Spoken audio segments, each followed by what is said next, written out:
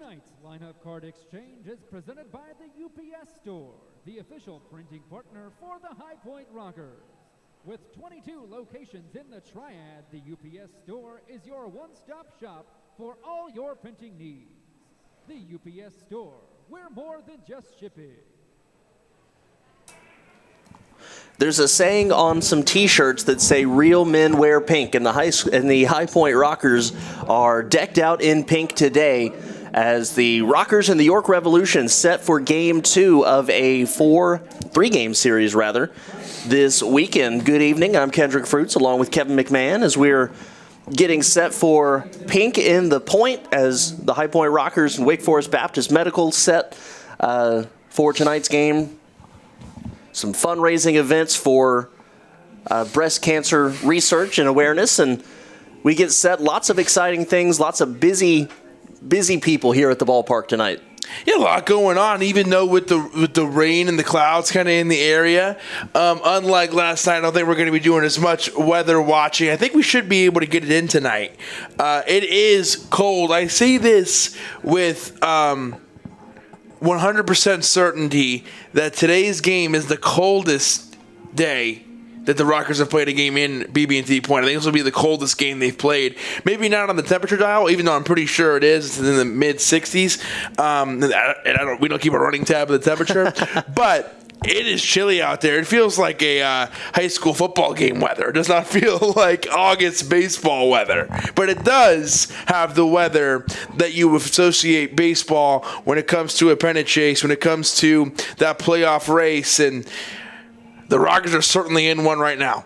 Yeah, they absolutely are. And you talk a little bit about the playoff race, and it starts to heat up as we're just, I think, 29 games left in the season, including, if my numbers are correct, 12 home games remaining, including tonight's game. So every single one of them is big. The Rockers jump out back into first place after a win yesterday against the York Revolution. It was a good series opening victory. It really was, and it was a longer game, but in a good way. You know, the longer for Atlantic League standards, but the Rockers had really good plate vision, which extended each at-bat, and they really made the pitchers work yesterday. And it was a few innings yesterday where the Rockers were down. They were down 1-0 after a Wellington Dotel home run. Tied up the game with a Rosa home run, then found themselves down 2-1 again. And even, you mentioned it last night, Kendrick, even though we're just one run, anytime you go down, you feel like you're a tiny, that's not where you want to be. You want to get the lead. You're a little bit pressing, And the Rockers showed, really great poise and presence and were able to win that game last night. And by the end of it, they felt like they were in control. Yeah, absolutely. And, they had to deal with the weather a little bit as well. So, certainly lots of factors came into yesterday. And it'll be a good pitching matchup today, I think. Edwin Carl's going to be taking the mound for the Rockers. And Mitch Adkins looking for his 10th win of the year. He's had a fantastic season for the Revolution. So, saw some good pitching yesterday. We should see the same today. Carl on the mound for the Rockers, and then, as you just said, you got Atkins as well. So two trusted options for each team. So we're looking forward to it. Absolutely. So lots of exciting things coming up here just a few moments away from the first pitch here at BB&T Point.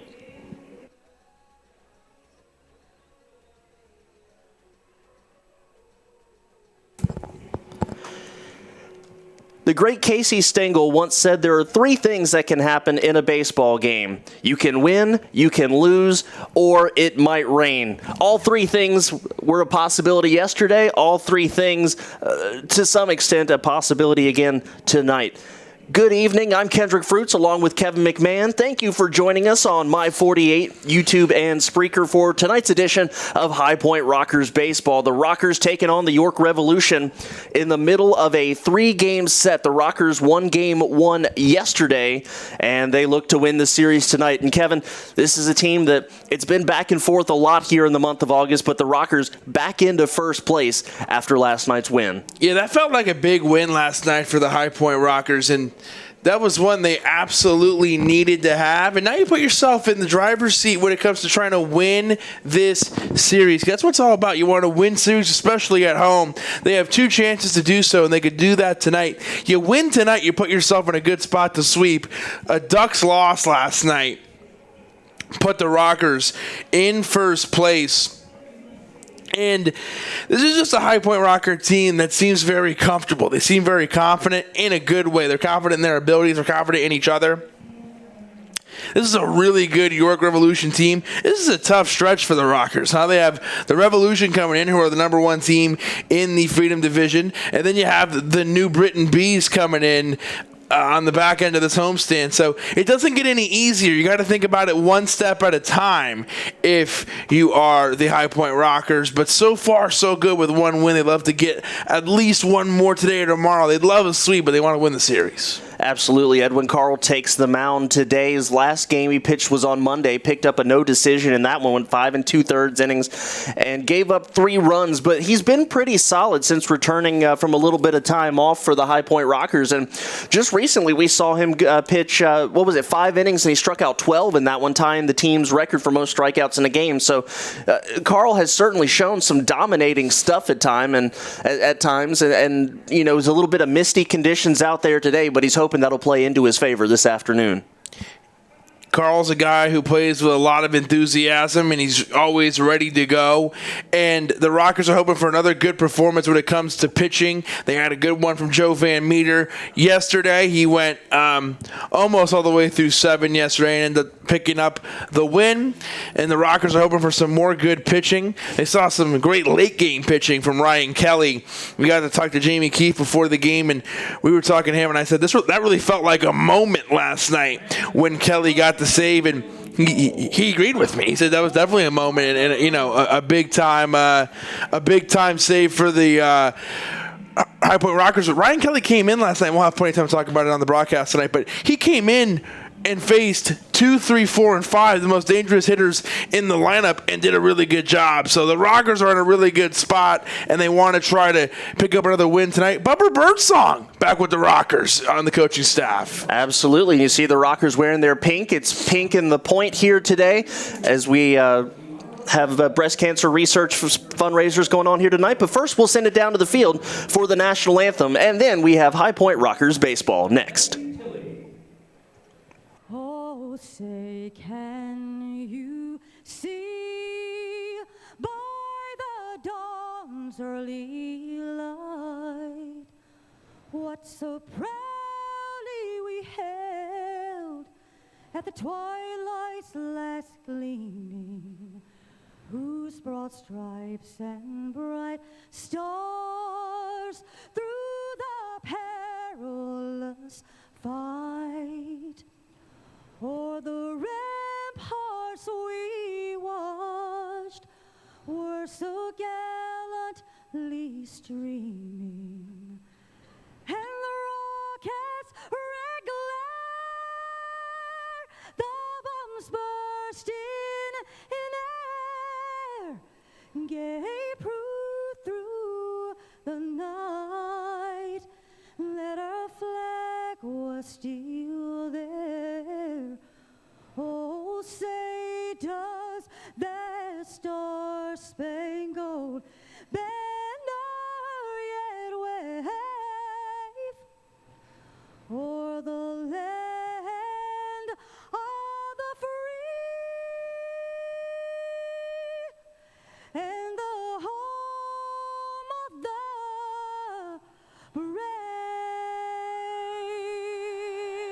Fans, let's hear it for Betty Chili.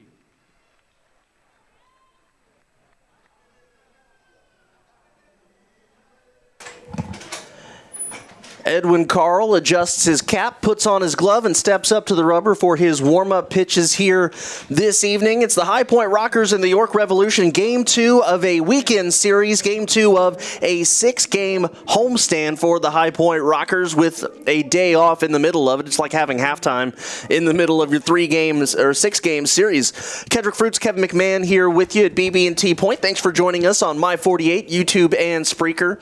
We are happy to have all of you spending some of your Saturday evening here with us. Let's go ahead and jump right down to it and take a look at the starting lineup for the visiting York Revolution. Justin Trapp, the center fielder, will lead off. Wellington Dotel in right field will bat second. He had a pair of home runs yesterday. Telvin Nash, the designated hitter, will bat third. Carlos Franco at first base will bat fourth. Melky Mesa, the left fielder, former New York Yankee, will bat fifth. Angelis Nina, second base, will bat sixth. Ryan Dent, the shortstop, will hit seventh. This will be his first appearance of the series. James Skelton, the catcher, will bat eighth. And Henry Castillo, the third baseman, will bat in the number 9 spot. Kevin, let's go ahead and set the defensive alignment here while we've got time and before we feel rushed later on here this afternoon, because as we know, Edwin Carl likes to work quick. He absolutely does, and you're all over it. So let's get into it as soon as possible. That's a very good point by you. All right. So for your High Point Rockers, you got Quincy Lattimore in left field, Jared Mitchell in center field, Richie Schaefer out there in right field. A little bit of a different look here for the Rockers. And then you got Hector Gomez at third base, Michael Russell at shortstop, Miles Schroeder at second base, and Steven Cardullo at first base. And then behind the plate is Matt Jones, and you have Edwin Carl on the mound. Edwin Carl comes into tonight 3-3, a 3.46 earned run average. This is his 16th appearance, his 10th start, 60 strikeouts in 62 innings of work. And he deals first pitch to Trapp, swung on and fouled up out of play. We are underway here at BB&T Point on Pink in the Point night, presented by Wake Forest Baptist Health Medical Center. And here's the 0-1 from Carl. This one's popped up in the infield, and the shortstop, Michael Russell, coming in and makes the catch right at the edge of the dirt and the inner grass area of the infield for out number 1. So a quick first out here. And we are underway. Wellington Dotel coming up now. We mentioned had a pair of home runs back in the opening game yesterday. And you can bet every penny the Rockers are going to be very careful with Wellington Dotel here tonight. Carl deals first pitch, just missing inside, ball 1. Home plate umpire today, Calvin Baker. Mike Williams will be at first, and Kevin Morgan will be around second and third today as that pitch misses ball 2. 2 balls, no strikes now.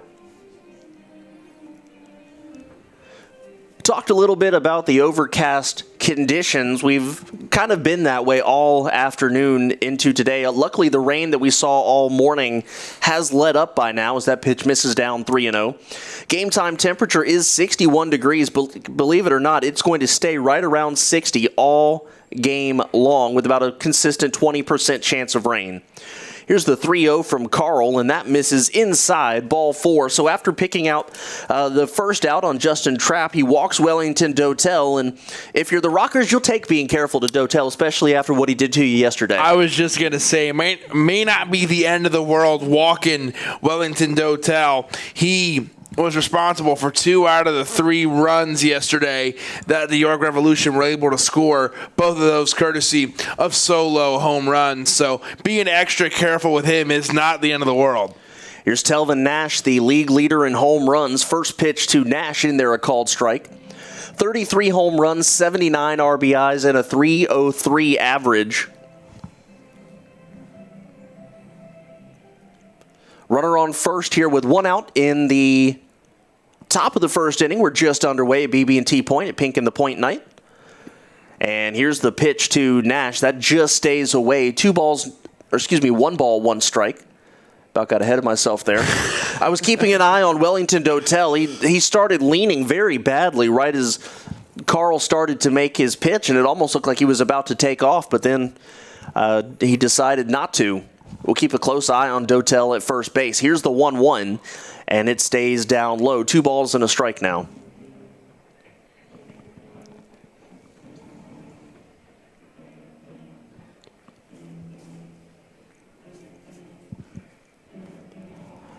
Carl, the right-hander, works at the extreme third base side of the rubber. And he comes set about head high. And here's the pitch. This is hit on the ground to short. Russell picks it up, throws to second. There's one. The relay to first base in time. And that is an easy 6-4-3 double play. So pretty quick inning for Edwin Carl. And we head to the bottom of the first. No score. This is High Point Rockers baseball. Rockers fans, who's ready for the Carolina Kia and Hyundai T-shirt toss? Get up and get loud if you want a T-shirt.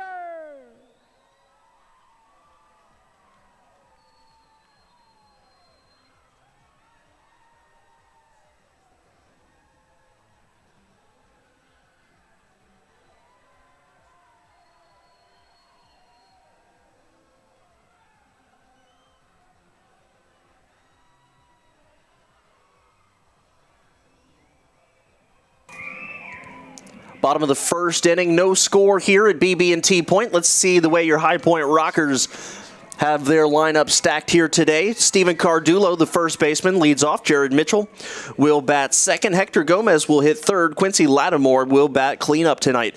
Richie Schaefer hits fifth. Vio Sergi Rosa, the designated hitter, bats sixth. He had a home run yesterday. Batting seventh, Michael Russell, the shortstop. Miles Schroeder will play second today. And Matt Jones, the catcher, will hit in the number 9 spot. Mitch Adkins making the start today for the York Revolution. Former major leaguer. Spent parts of 3 seasons in the major leagues in 2009 through 2011. He's having a fantastic year for the Revolution. 9 wins against 4 losses, a 2.79 earned run average, 101 strikeouts in 119 innings. So Rockers are going to have their work cut out for him as he's looking for win number 10 here tonight. And that was a really good start in the first inning by Edwin Carl. Got off to a fast start, didn't use that many pitches at all. Got in, got out, got that double play working after giving up the walk. So he's got to feel really good with where he's at. And if you're the Rockers, you're right back onto the field, and they're going to try to help him out here when it comes to hitting. So Steven Cardulo at first base tonight will step in to lead things off offensively for the Rockers. Cardulo, a 266 hitter, 18 home runs. He's driven in 58.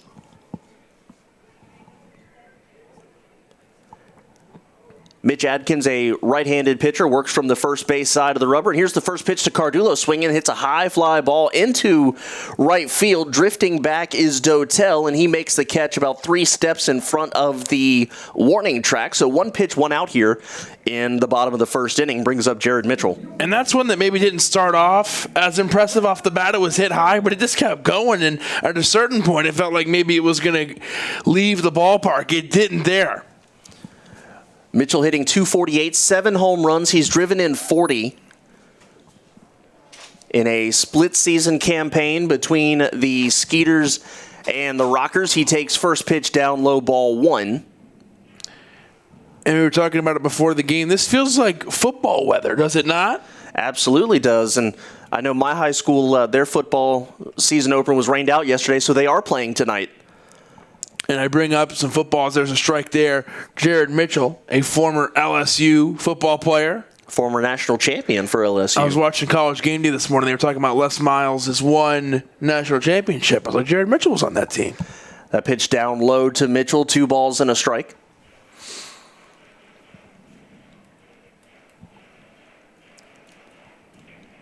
That was 2007, right? The BCS national championship with LSU. I was about to say 8. It was in that area. It was in that neighborhood. It was in that neighborhood for sure. The 2-1 to Jared Mitchell down low, 3-1. Atkins, of course, in the major leagues, spent some time with the Chicago Cubs and the Baltimore Orioles. Has no career record in the major leagues. Mitchell swings lines this one into right field. That is a hard hit single for Jared Mitchell in the first inning, and that'll bring up Hector Gomez.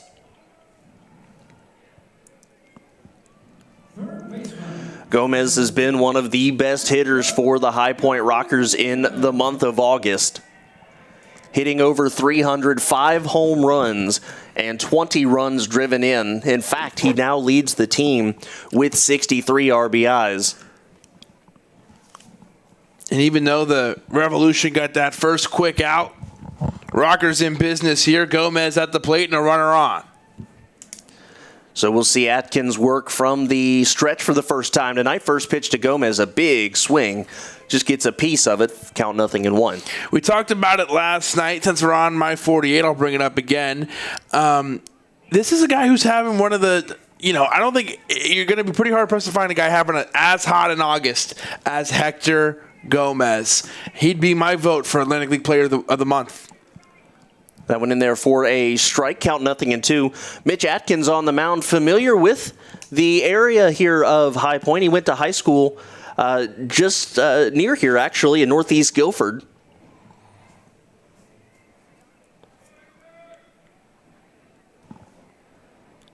And here is the 0-2. Gomez swings and hits this one into right center field. Dotel is there. He'll make the catch for out number 2.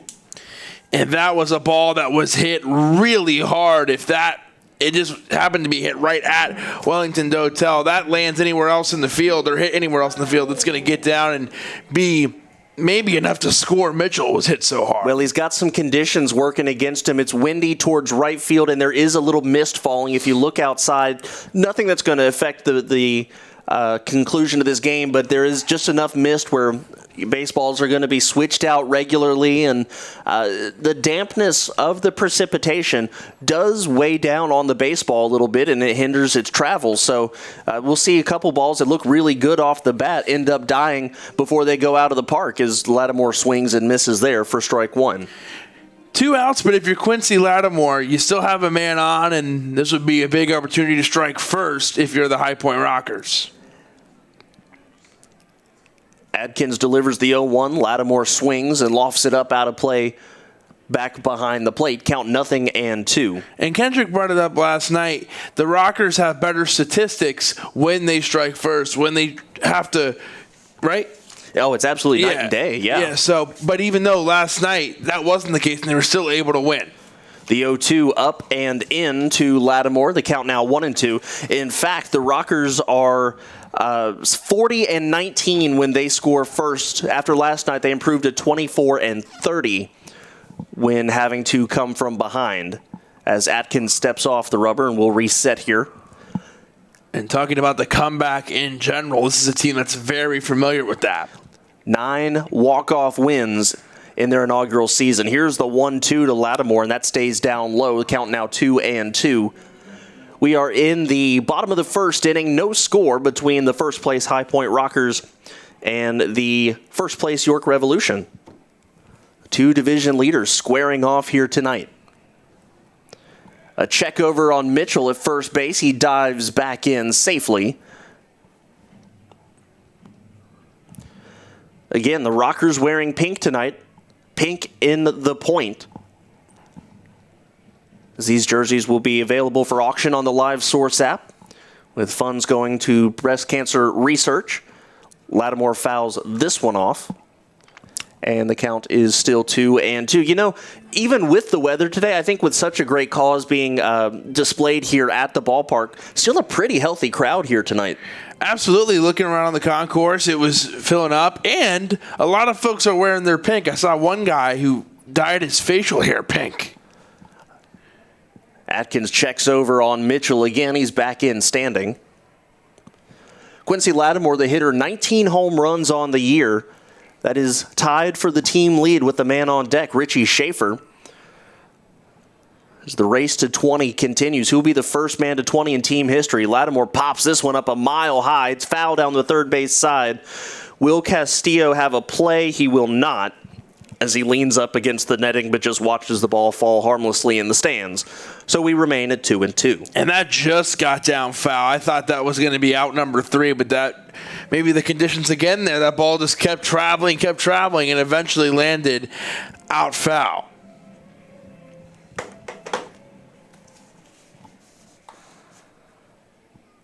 And here's the 2-2. It's an off-speed pitch, and it's fouled up out of play yet again. A good battle here for Quincy Lattimore. In fact, the next pitch will be pitch number 8 this at-bat. As the Rockers look to strike first here. They already won the first game of this series, looking to take it with a victory tonight.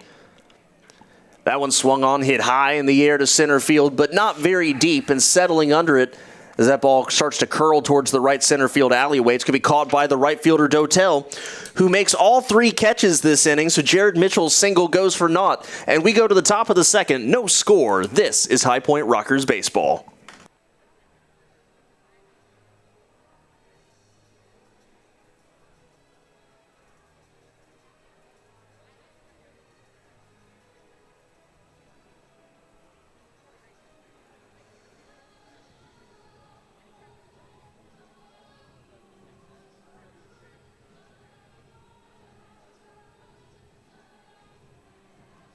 Rocker fans, welcome to Pack the Point Pink. I'm over here in section 103 with Michelle, and she's going to try to answer tonight's Wake Forest Baptist trivia question. Michelle, are you ready for your question? What is the recommended age for women to begin breast cancer screening? Is it A, ages 40 to 44, B, ages 50 to 54, or C, ages 30 to 34? What do you think? How about let's go with A, Brittany? That is the correct answer, Michelle. Congratulations. Thanks for playing with us. Wake Forest Baptist Health offers a full range of orthopedic and sports medicine care for all ages, and they're proud to be the official team doctors of your High Point Rockers. Also, thank you to Wake Forest Baptist Health Center for sponsoring our Pack the Point Pink Night in support for breast cancer awareness. Thank you for supporting your High Point. Top of the second inning, no score here at BB&T. Point Rockers Revolution, and it'll be 4, 5, and 6 for York here. It's Carlos Franco, Melky Mesa, and Angelis Nina. When we ran through the lineup for the Revolution, the first thing you notice is the absence of one Isaias Tejeda in the number 4 spot, a guy who I would consider the MVP of the Atlantic League this year. As the first pitch to Franco is a called strike. Franco's not a slouch at the plate either, though. 347 average, 10 home runs, 42 RBIs. And remember, he's done that in half the time, about 56 games or so for Franco this year, as that's a called strike, 0-2. Yeah, we talk about it all the time, but basically this whole lineup is averaging 300. This whole lineup is at least over 300. Curveball hit on the ground to first. It almost eats up Cardulo's throw to Carl is high, and it goes over his head, so that'll probably be an error on Steven Cardulo. It's interesting, though. We talk about the baseball. It's slick. Pitchers will be wanting to trade out baseballs regularly, but same thing for fielders. The ball is slick. You have to deal with some tough conditions out there. That was a tough play there as Carl was coming in and Cardulo had it. I think he was trying to decide where he was. If he was close enough to flip it, if he needed to throw it overhand, and that one just not exactly on target there. So that will bring up Melky Mesa. As you mentioned, yet another 300 hitter, 301, 15 home runs, 54 driven in.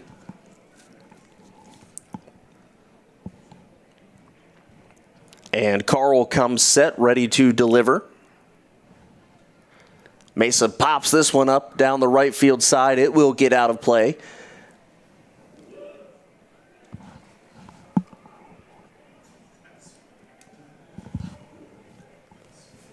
A swirling mist engulfing BB&T Point here this evening. But it has not dampened the spirits of everyone out here tonight. Hoping to cheer on their Rockers to a win. A fastball, strike 3 looking, and Mesa knew it, turned around before the home plate umpire made the call. Strike 3, out number 1, and that is Edwin Carl's first strikeout of the evening. Carl looking good here, even though there's a man on first. What does he do? He just focuses on the batter, pitches to Mesa, and gets the strikeout there. Strikeouts have started to become more a part of his game recently. 18 strikeouts in his last 2 starts. Here's the first pitch to Angelis Nina, down low for a ball. Nina hitting .275, came into the game as a defensive replacement yesterday.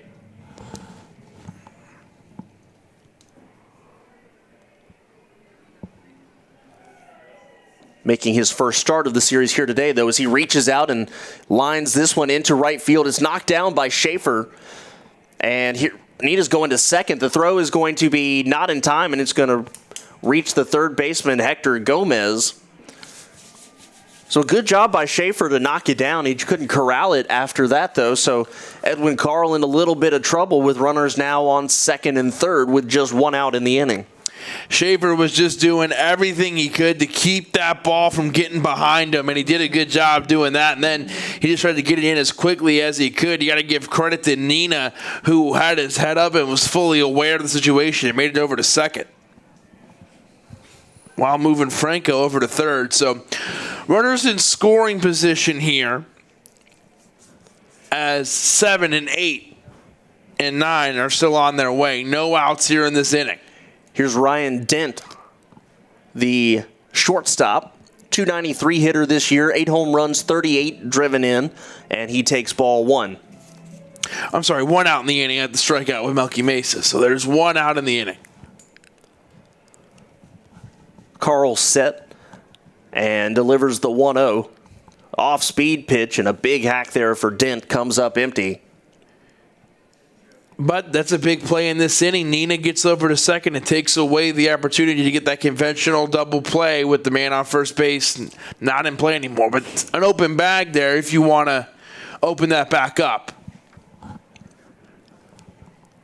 And here's the pitch from Carl. That's going to stay in, ball 2.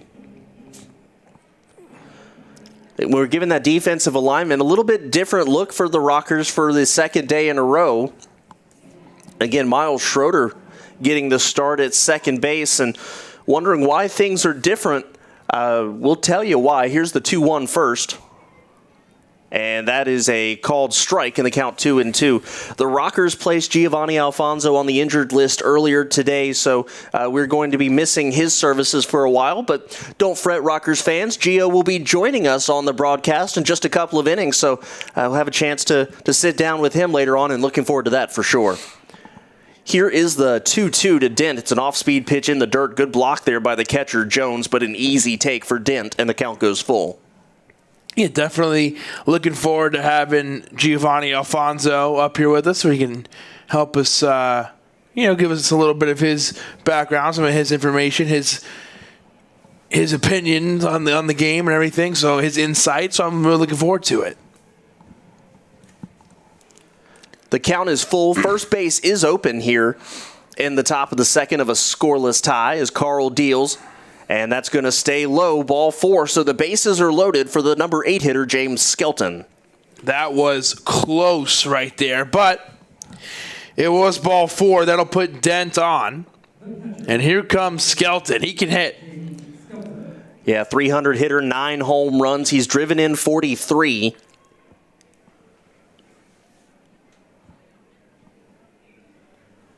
And he's got a lot of speed for a catcher as well.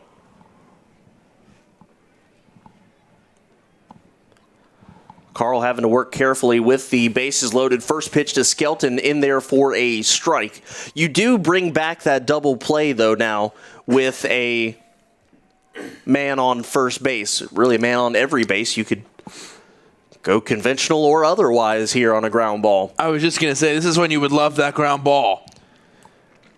Carl trying to keep it low to get just that. That one too low, though, and the count 1-1. Corners are playing even with the bag, maybe a step or two in front. Middle infield is in that double play depth. If you remember yesterday, York walked in a run, so the Revolution would not be upset if they could get a run that way today. Carl deals the 1-1, and just missing. 2 balls, 1 strike. It's not that Carl's missing badly necessarily. He's right around the zone. And especially in this at-bat, he's going to be very careful. So you might see some miss here. He wants to throw stuff close, but nothing too good. Hitters count, though, for Skelton. Here's the 2-1, and that one's fouled up and out of play. So the count even at 2.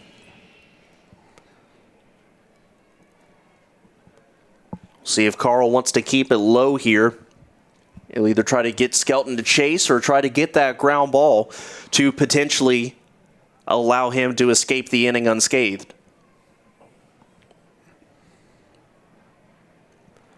Shakes off Jones once, now twice. Now comes set. And here is the 2-2 to Skelton.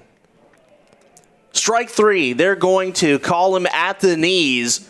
And that's a big out number 2 for Edwin Carl. His second strikeout looking here in the frame. That's a huge strikeout for Edwin Carl. That gives him 2 outs in this inning. Brings up the number 9 hitter, Henry Castillo. Not your traditional number 9, though. 281, 12 home runs, and 49 driven in. Certainly a dangerous presence in the Revolution lineup.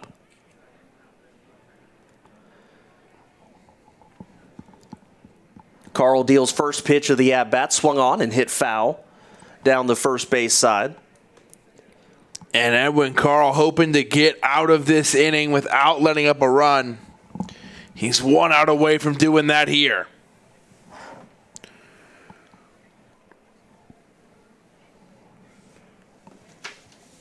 Everybody in the Atlantic League in action here tonight, weather permitting, of course. We'll take a look at some of those scores later on as this one is swung on and missed. That pitch out of the zone got him to chase, though. Count 0-2. Excuse me, but those games are the Skeeters and Barnstormers, the Blue Crabs and the Patriots, and then the Ducks and the Red Hot Bees. The Bees 8-2 in their last 10 games, including a 9-6 win over the Ducks yesterday that allowed the Rockers to reclaim first place as Castillo stays alive by fouling that one off. So with the way that the Ducks are playing right now, with the way that the Bees are playing right now, New Britain comes in here after Monday's day off, and that's about the last team I'd want to see right now. I was going to say, you're going to be pretty hard-pressed to find a team playing better baseball than them right now. And they had a similar stretch like this in the first half, too, right about the midway point. We talked about it yesterday. They're getting hot at the right time. Curveball, swing and a miss, strike 3. A big strikeout there with the bases loaded, and Edwin Carl gets out of the jam. We go to the bottom of the second, still tied thanks to Edwin Carl. This is High Point Rockers baseball.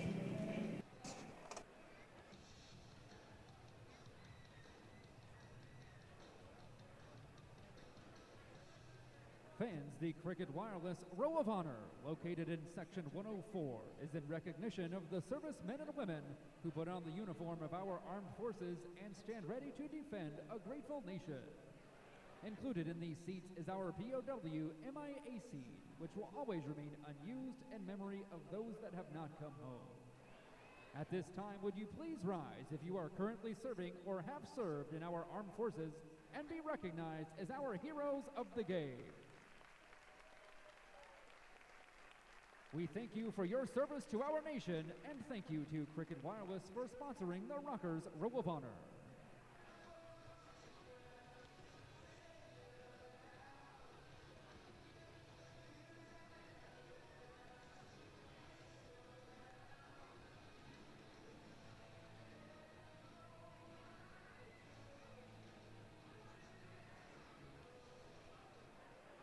Fans, don't forget to bid on your favorite Rockers players' special breast cancer awareness jerseys. The silent auction for certain players will be available at guest services, including manager Jamie Keefe and pitching coach Frank Viola. Visit guest services located on the concourse for more information.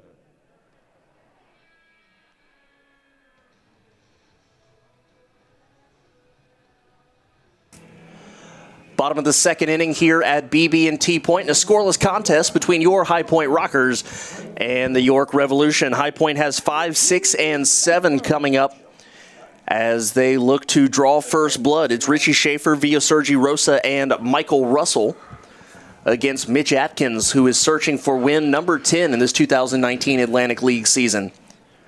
Schaefer comes into today hitting .252, 19 home runs. He's driven in 53. And he takes a strike on the inner part of the plate, and the count 0-1.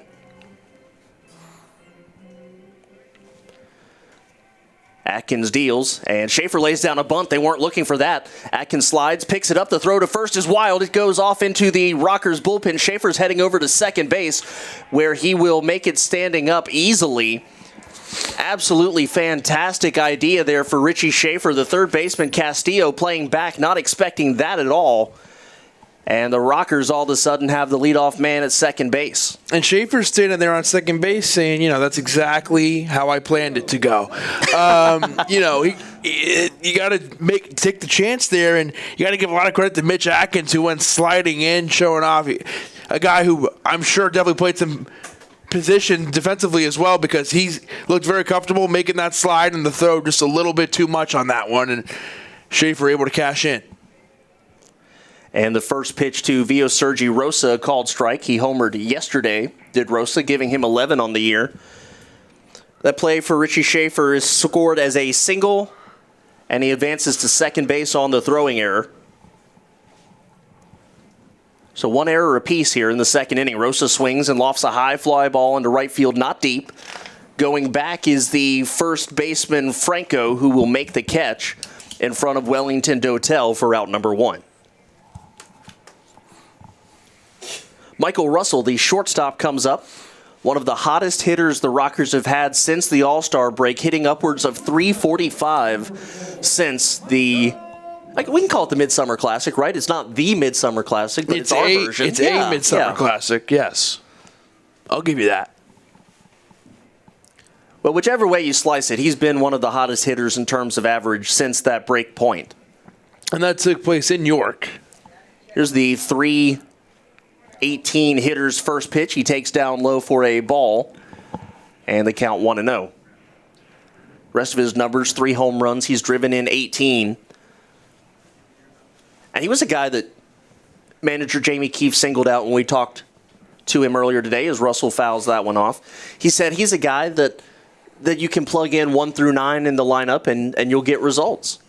Yeah, this is a really good episode of Off the Rockers coming your way this week. We had a conversation with Jamie Keefe, and he gave us a lot of great stuff. So if you're a Rockers fan, you're going to be ready for that one. Even if you're not, it's a good listen as that pitch up and in to Russell, and he has to back out of the way. Just about got him in the head, count 1-1. On a night it's a little rainy, a little misty. You talked about the ball might be a little wet. Things might get away from you there. That was a close call there. Schaefer takes his lead off of second base. As Atkins looks in to get the sign from Skelton, now has it, comes set about chest high, and deals. Russell fouls this one off down the first base side. Count stays 1-2.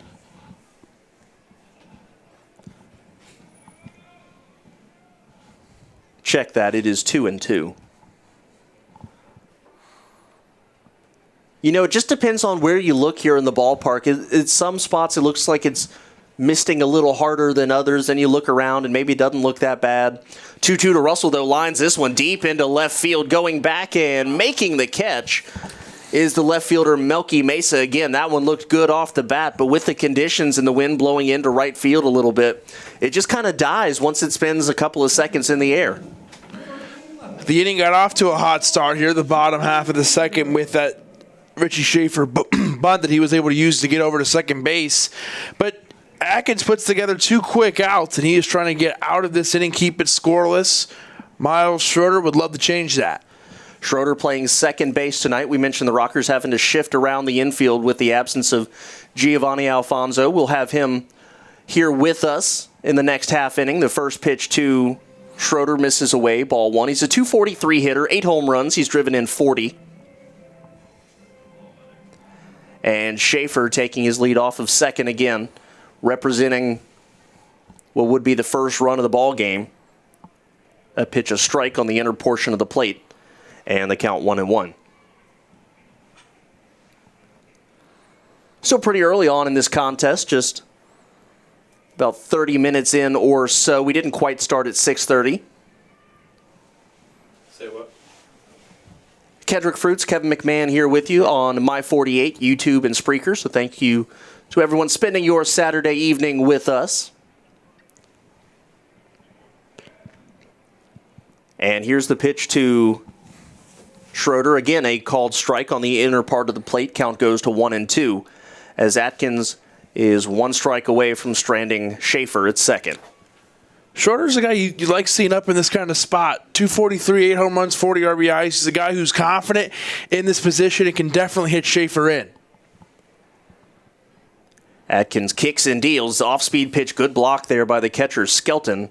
The count now is 2-2. I like the decision to put him 8th in the lineup. I feel like that really stretches out the depth in this lineup, especially as you mentioned when the Rockers are looking for a little extra depth as they're missing a few guys. And I like this move right here.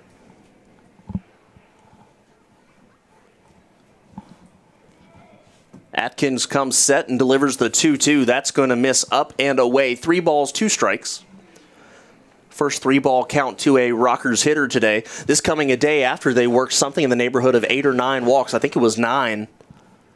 One of the highest totals in that category the team has picked up this year.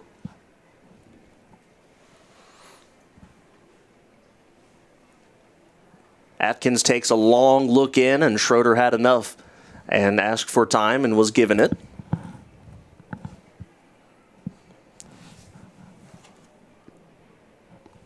Again, we will do the 3-2. And again, Atkins steps off. Almost not sure if Skelton and Atkins may not be on the same page here, what pitch they want to throw to Schroeder. Yeah, he's taking an awful long time here. Schroeder stepping in, his back foot on the back line of the left-handed batter's box. And again, Atkins taking a long look, and again, time called by Miles Schroeder. That's the 3rd time, and Atkins finally waves his hand over towards Skelton and says, "Come out here, we got to talk." No, you were right. He waved him over right away, and you nailed it. They need to get on the same page. And Atkins was the one kind of leading that charge, or he was the one who made the first motion, like, we need to talk. Yeah, which means he's got something he wants to throw, and he's not getting the sign for it. He's still in a good spot here in the 3-2, trying to get the inning to come to an end here. Here is the 3-2, swung on and ripped foul down the first base side. So after all that, it's a foul ball, and we'll do it again. That's exactly what I do if you're Schroeder, especially when a pitcher is having to work that hard, and you see his gears turn a little bit. He's just taking a lot of extra time, really thinking about it. Keep the at-bat going longer. Make him work. Here's the 3-2, swung on and fouled up out of play. Count holds at 3-2. Well, I know it's early, but the Long Island Ducks have jumped out to a 3-0 lead on the New Britain Bees, so we'll certainly be keeping an eye on that contest as the evening goes on. Rockers hold a half-game lead over the Ducks at the commencement of play here this evening.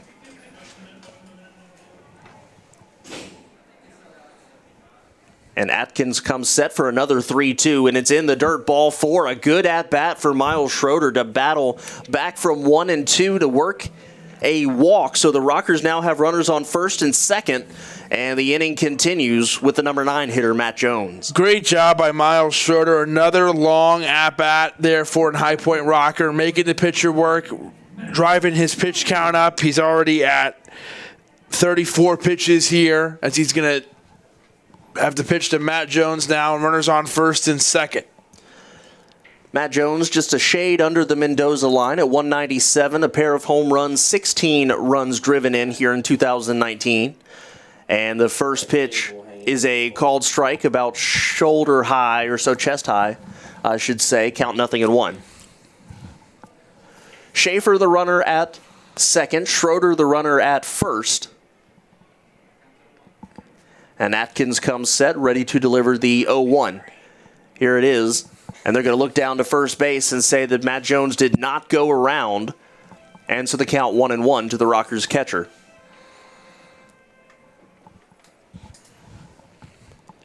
You talked a little bit about Mitch Atkins' pitch count. He's a guy with pretty good control. You're not going to see him allow a whole lot of walks. Jones swings, fouls this one up and out of play. And the count 1-2. He's allowed just 22 walks in about 120 innings or so far this year. So that averages out to about 1 walk every 6 innings. Yeah, and I got him for only 1 here today so far. The one we just saw. So if we're just going off of averages, that could be the only one we see tonight. It's an early time to give it up, though, in the second inning, so. 1 ball, 2 strikes to Matt Jones. And Atkins deals this one down and away. It's the off-speed pitch trying to get him to chase. He does not do so.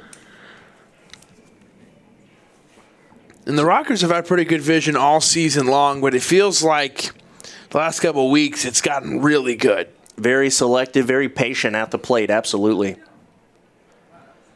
Here's the 2-2. Jones swings and hits a soft liner into center field. He gets down for a base hit. They're rounding Schaefer, and he will score without a throw. So an RBI single for Matt Jones, and the Rockers draw first blood. They lead 1-0. And how hot is Matt Jones? He was such an important part of the Rockers being able to win the series against the Lancaster Barnstormers when the Rockers were just on the road. And here he is contributing with an RBI single, puts the Rockers up 1-0. He hit his first home run against the Barnstormers when the Rockers were just on the road and they returned home. And he's still hot, folks. He's helping out the Rockers here with a 1-0 lead. That's RBI number 17 for him. And when Rockers go back around to the top of the lineup, it's Steven Cardulo who takes a called strike. He flied out to Dotel in right field his first time up. So now you got runners on first and second with Cardulo at the plate. The Rockers, not strangers to making things happen, scoring runs with 2 outs. They do it here again today. Here's the 0-1. Cardulo hits this one high in the air to right field. Dotel going back to the track now starts to come in, and he will put it away for the final out of the inning. But not before an RBI single for Matt Jones gives the Rockers a 1-0 lead. We'll be back in the top of the third with Giovanni Alfonso next.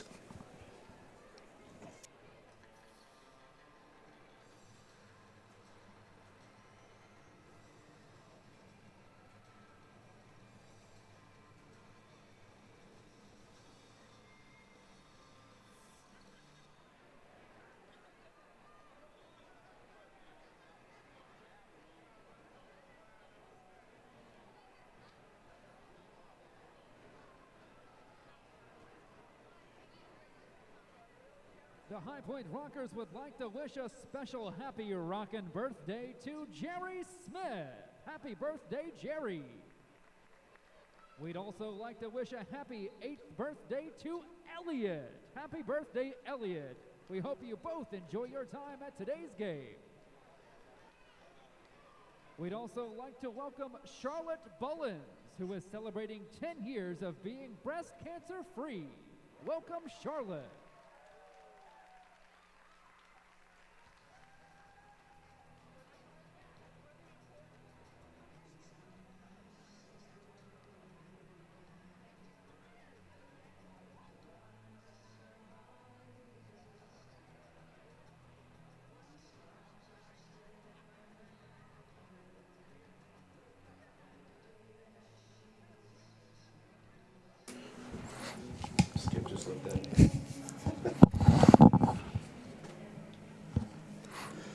Top of the third inning, we're here with Rockers infielder Giovanni Alfonso. And Gio, we're happy to see you, but maybe not in this certain type of situation you put on the injured list earlier today. So first off, how are you feeling? We'll start with that. Doing a lot better. I was worried that it was going to take a little bit longer than we thought, but spoke to the doc today, and things should be rolling up pretty soon. So. Well, we're glad to hear that for sure. Thank you again for taking some time to spend a few innings up here with us. Awesome. Thank you for having me. But not a full day off. We've got to put you to work. So you got the day off, but you don't really have the day off. Yeah, I talked to Ken. He said I had to earn my paycheck somehow. So. Well, we're happy to have you, as Kendrick said. So we'll try and get into it here. All right. Top of the third inning here. It's 1-0 High Point, and the Revolution have Wellington Dotel, Telvin Nash, and Carlos Franco, the 3 scheduled hitters. Okay. Dotel, again, we mentioned the 2 home runs yesterday. All right. He is. As he takes first pitch ball 1. And he chases the second offering from Edwin Carl, swing and a miss to the count 1-1 here in the top of the third. Just a shot like this. So how exciting has it been, the fact that the Rockers have been not only winning ball games, but they're in postseason contention as we go down to the final month of the season? That one's in their first strike 1 and 2. That's something that Jamie talked about from day one. It was, we want to take this first season and run with it. I think a lot of the teams in the league maybe looked at us like the new guys, and we have the same experience as everybody else, just maybe not in the Atlantic League. So I think it's a good first year. Great second half so far. We had an amazing first half, but I think with the way things are rolling right now, I think everybody feels the momentum, and it's a very fun atmosphere right now. Slow roller to short. Good play there by Michael Russell to get Dotel for out number 1. So go ahead and break it down. You're a shortstop. What did you see there? It's a tough play for Michael Russell in general, but then you add the conditions on top of that. Yeah, great jump by Russell. It's hard to read that slow roller off the bat, especially from the angle up the middle. So he had a great jump attacking the ball, and once you grab it, once you have the ball in your glove, you know that the ball's wet. So it's just a matter of getting it in a good position in your hand and trying to get it to your first baseman where he can handle it. We saw Steven Cardullo flip one over Edwin Carl's head earlier on the ground ball over to first. Is that first pitch in there a strike to Telvin Nash? So does it really make that big of a difference with the ball being wet? You see pitchers change the ball a lot, so obviously with it rolling on the ground, it's picking up some moisture as that one's hit high in the air to right center field. Mitchell going back and Schaefer going back. Mitchell can't make the catch, and he falls down as the ball goes to the wall. Heading to third is Wellington Dotel. Check that, Telvin Nash, and he will make it into third base. So, again, I think it's another situation of conditions out there. The ball it's got to be hard to see with this gray backdrop.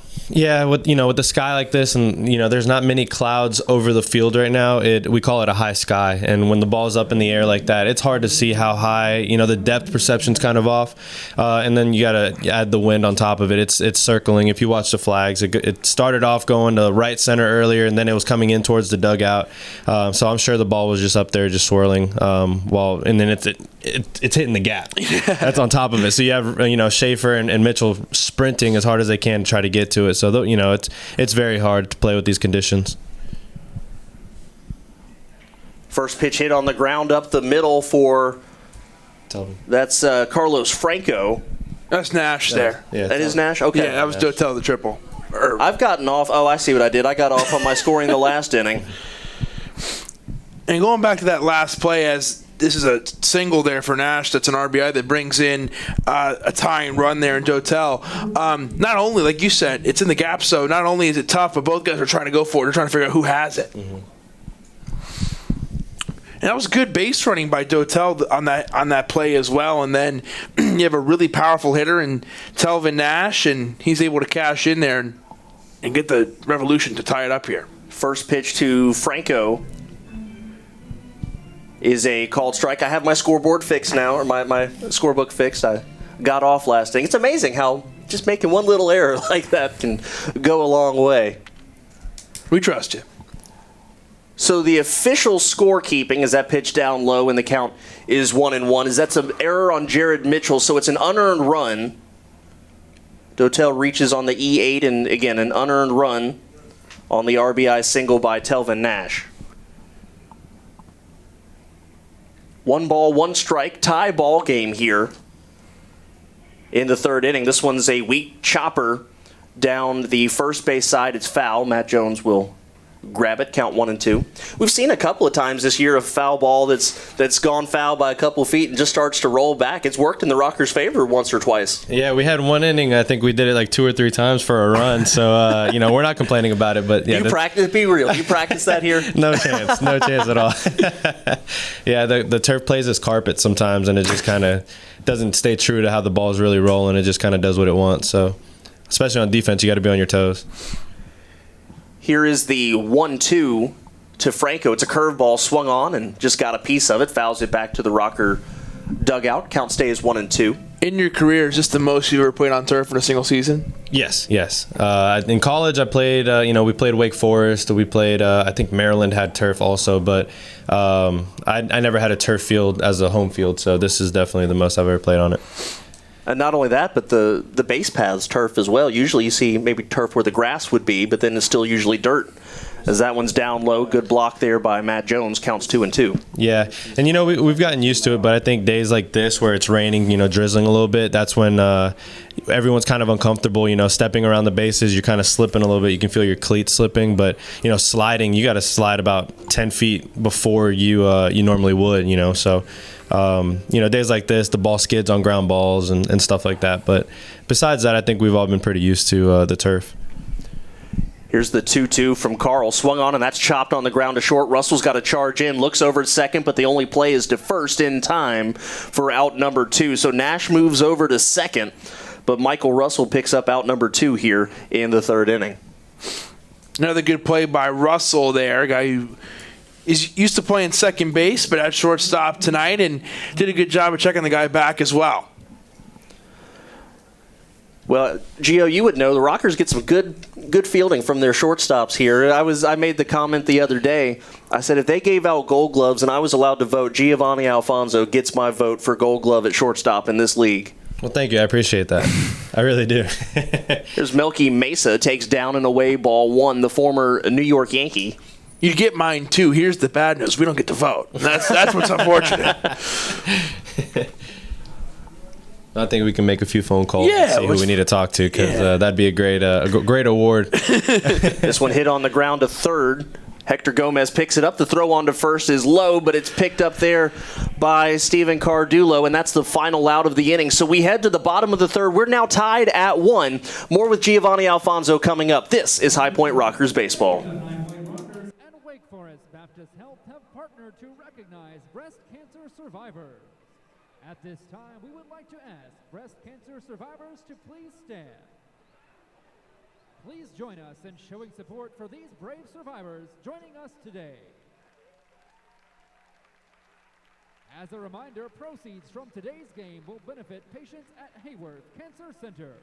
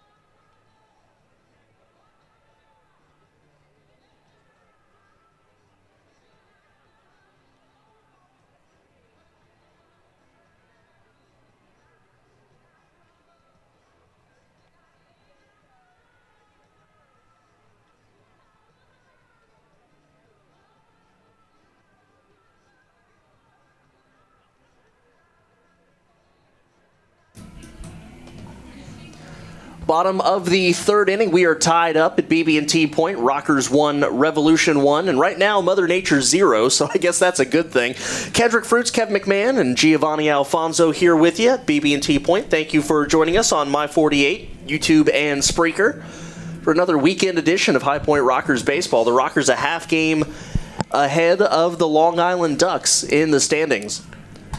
Rockers will have Jared Mitchell, Hector Gomez, Quincy Lattimore, your 3 scheduled hitters. Mitchell looking to make up for that error in the top half of this inning that allowed the tying run to score. He's a guy who's been swinging a good bat recently, and I've been saying this a couple of times on air. I feel like so far since he's joined the Rockers, he swings the bat well, he hits it hard, but usually just hits it right to somebody, which isn't something you can do a whole lot about, as the first pitch misses ball 1. Yeah, that's something that we laugh about in the clubhouse. It's Jared's been squaring the ball up, him and even Schroeder.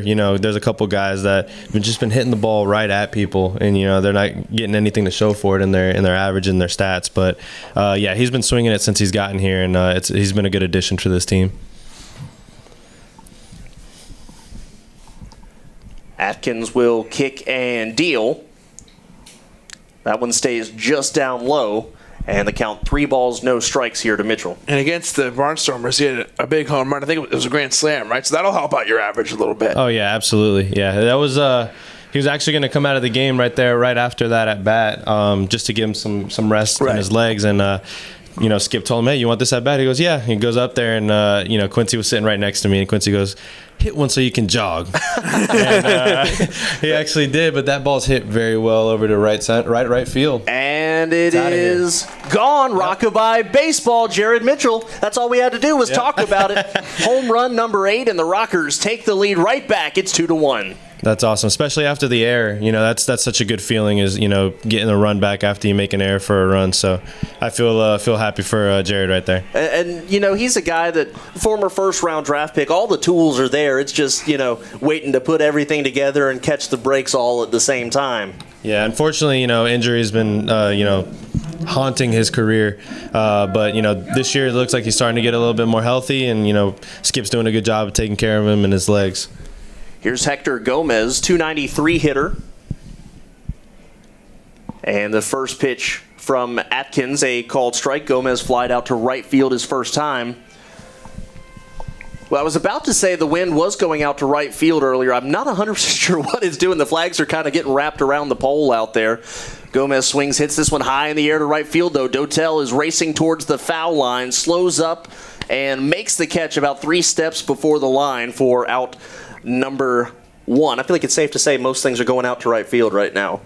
Yeah, and Dotel had a hard time running after that ball too. It's just one of those days where the ball's going to go up in the air and it's going to start circling up there. So you got to try to keep your head as still as possible and try to make a play. I thought we were going back to back there. That one jumped off the bat for Hector Gomez, and Jared Mitchell gets that run back and gives the Rockers the lead as well. So he's feeling good. First pitch to Quincy Lattimore misses down low. He's 0 for 1 today. One of the 2 Rockers tied at 19 home runs in the campaign. And here's the 1-0. He swings and hits a soft liner into left field. Melky Mesa there and puts it away for out number 2. Everything's looking phenomenal off the bat from this spot. Everything's looking like a home run right now. The way that wind's whipping, too. The ball's getting it's kind of taking off weird. Mm-hmm. Here's Richie Schaefer. Reached via the bunt single last inning. Thought it was an absolutely smart piece of hitting by Schaefer, seeing how deep the third baseman was playing. You can see he's stepped in a couple of steps this time over at third base. A big swing and a miss, though, for Schaefer, strike 1. Yeah, I'll tell you this. I played a little bit of third base when I was with the Ducks, and when you got a big guy like Schaefer, he's got a big bat. When he lays down a bunt, the most uncomfortable feeling is that next at bat. Taking a couple steps in with a guy that can hit the ball 100+ off the bat, I'm sure Castillo's not comfortable where he's at right now. And the last thing you're thinking about when a guy has 19 home runs is, okay, the bunt's probably coming. That's not in your head. He takes down and away 2 balls and a strike now here in the third inning. Yeah, you're going through your Rolodex for you. That's not even in there, probably. Could you imagine Dean Green laying down the bunt? That would be an awful at bat next. Schaefer takes just below the knees, and the count now 3-1. A good opportunity for Schaefer here is Atkins going to have to make a good pitch to him. You know what, though? If Dean Green bunts, he probably wouldn't be the end of the world, if he's keeping up the bat there. Yeah, I'd rather keep him in the yard. As that pitch misses ball 4. So the second walk for Mitch Atkins here today gives the Rockers a 2-out base runner, and via Sergi Rosa, who went deep yesterday, steps in. And Gio, not only does Castillo have to worry about it, but the man on the mound had to worry about it too, and we kind of saw him be careful there. Yeah, I think if I'm on defense or if I'm at third, I'll probably mention over to Atkins like, hey, if he wants to bunt, let him do it, because he's a guy that can leave the yard at any time. So I'd much rather have a guy lay down a bunt. If Telvin's laying down a bunt, I'd say go right ahead. Yeah, exactly. So I think that's something that I think Atkins was worried about there. They shouldn't have been too much. First pitch to Rosa, the off-speed pitch in there for a called strike. Well, with the wind kind of swirling, but it does seem to favor right field a little bit. A left-handed pull hitter like Rosa. We'll see if he can take advantage of it. I think if Rosa gets a fastball in right here, he might do some damage. There is a fastball, but it's too far in. Count 1-1. And it was good to see him get a home run last night. This is a guy who can be really helpful for the Rockers and had a hit last night. And when he gets warm, when he can put a string together at bats that are good, he does pretty well. Off-speed pitch, swing and a miss. Sorry, didn't mean to cut you off there. No, Rosa's a very he's a streaky hitter. If he's seeing the ball well, everybody's got to watch out. It doesn't matter if it's a righty, a lefty, an ambidextrous pitcher. He's going to hit the ball hard. So, it's good to see him start catching a little bit of fire. Here's the 1-2. Rosa takes good block there by Skelton, the count 2-2. So let me ask you, we asked you to help us and be an analyst up here with us. So do you have to be careful about what you say, though? What if your teammates are listening and they say, hey, I didn't like what you said about me up there? It's funny because I was just thinking about it. I'm sure there's a couple, pitchers that are in the clubhouse right now watching the feed. So they're probably listening to me laughing at whatever I'm saying. Here's the 2-2 to Rosa, up and away, counts full. There's not too much. I mean, I can't say anything bad about any of these guys. They're all my brothers, so I can't. I don't think there's anything that I could say. Besides, Quincy has really bad taste in music, but that's about it. You got to tell us what it is now. No, I'm totally joking. He has great taste in music. I'm about to say. Here's the 3-2. That's down and in, ball 4. So a good at-bat there for Sergi Rosa to work the walk. That's back-to-back 2-out free passes. And it brings up Michael Russell. I was about to say, you know how to get after Quincy, because I don't think anybody likes music as much as that guy does. So, yeah, he's that's my closest buddy, and we both love music, so I had to throw that in there. Get a little jab in there. So this is your double play partner, Michael Russell, coming up here. And here are the Rockers again, working something with 2 outs. You guys love to hit with 2 outs. Yeah, we've put together a couple rallies this year with 2 outs and big ones against big teams too. So I wouldn't be surprised if Russ comes through right here, and we score a couple. First pitch, Russell swings, fouls this one back. So it's 0-1. Runners on first and second, 2 outs in the bottom of the third. Rockers lead 2-1. And that's one thing we can say about you guys in general. Late in the game, you guys have 9 walk-off wins. You guys really never give up. You always feel like you're in it. Yeah, that goes back to the team that Jamie, Billy, and Frank put together. I mean, everything. The culture of the team is contagious. If 1 or 2 guys feel a certain way and they press through the whole game, the whole team isn't going to fall behind it. But every single guy that they put out there every single day, we're wanting to win. We're wanting to prove something through the 9 innings. I don't think we've ever had a game this year where I could say we've folded after 7 or anything like that. This one's popped up high in the infield, and it's going to be the second baseman, Nina, making the catch a couple steps into the outfield for the final out of the inning. So the 2-out walks don't hurt the Revolution. And we go to the top of the 4th inning. More from BB&T Point and Giovanni Alfonso next. This is High Point Rockers Baseball. You know that 99% of women will survive breast cancer if it's detected early enough. That's why getting your regular mammogram is so important. Starting at age 40 or earlier, depending on your family history. To schedule your mammogram at one of our 9 convenient locations and experience the gold standard of healthcare, visit wakehealth.edu/mammogram or call us at 336-716-WAKE. And be sure to ask about getting a 3D mammogram. That's Wake Forest Baptist Health. And fans, each game, one lucky fan will be picked for our Gem of the Game and win a gift card courtesy of Simon Jewelers. The lucky seat for tonight's Gem of the Game is Section 103. Row B, Seat 2. That's Section 103, Row B, Seat 2. You've won a gift card courtesy of Simon Jewelers.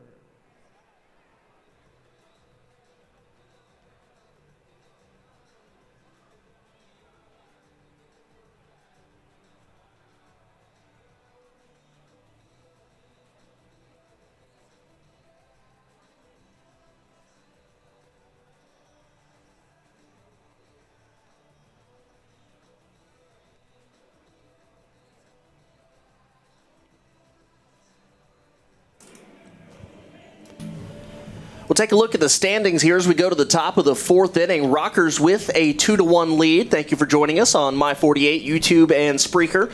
So you look at the standings, the Rockers sitting atop of the Liberty Division with a 23-20 record.